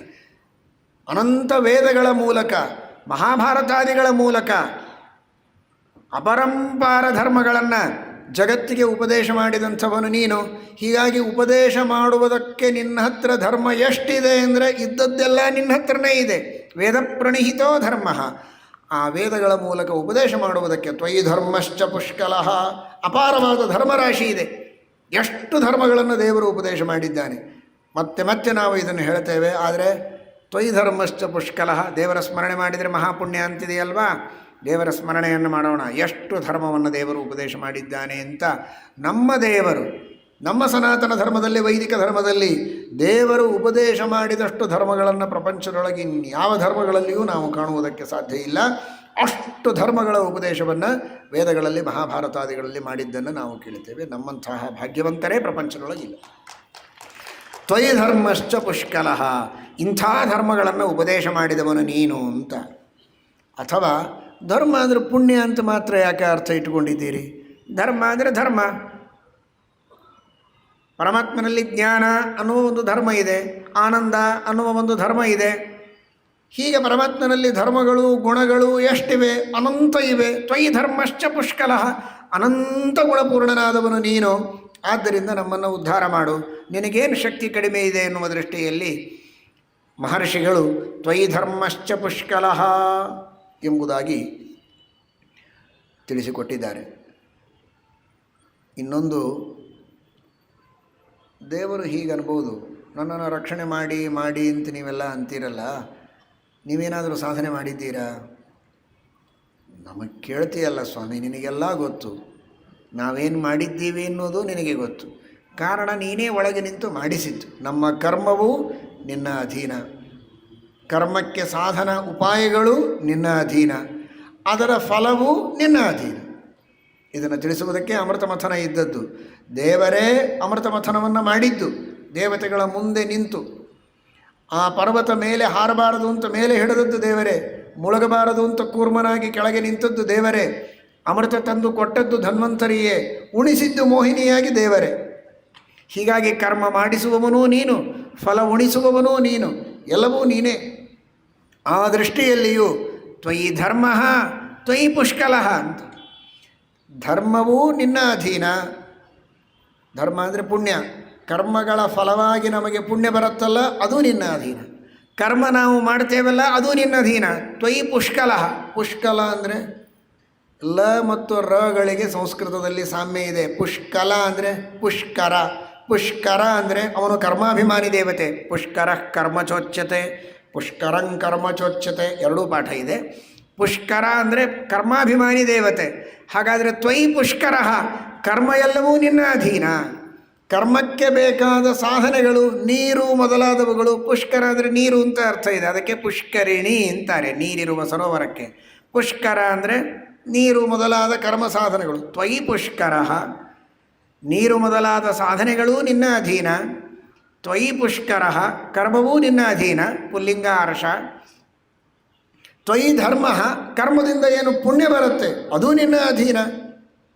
ಈ ಅರ್ಥದಲ್ಲಿ ತ್ವಯಿ ಧರ್ಮಶ್ಚ ಪುಷ್ಕಲಃ ಎಂಬುದಾಗಿ ಆ ಋಷಿಗಳು ಪರಮಾತ್ಮನ ವರ್ಣನೆಯನ್ನು ಮಾಡಿ ನಮ್ಮನ್ನು ಹೇಗಾದರೂ ಮಾಡಿ ರಕ್ಷಣೆ ಮಾಡು ಎಂಬ ಪ್ರಾರ್ಥನೆಯನ್ನು ಮಾಡ್ತಾ ಇದ್ದಾರೆ.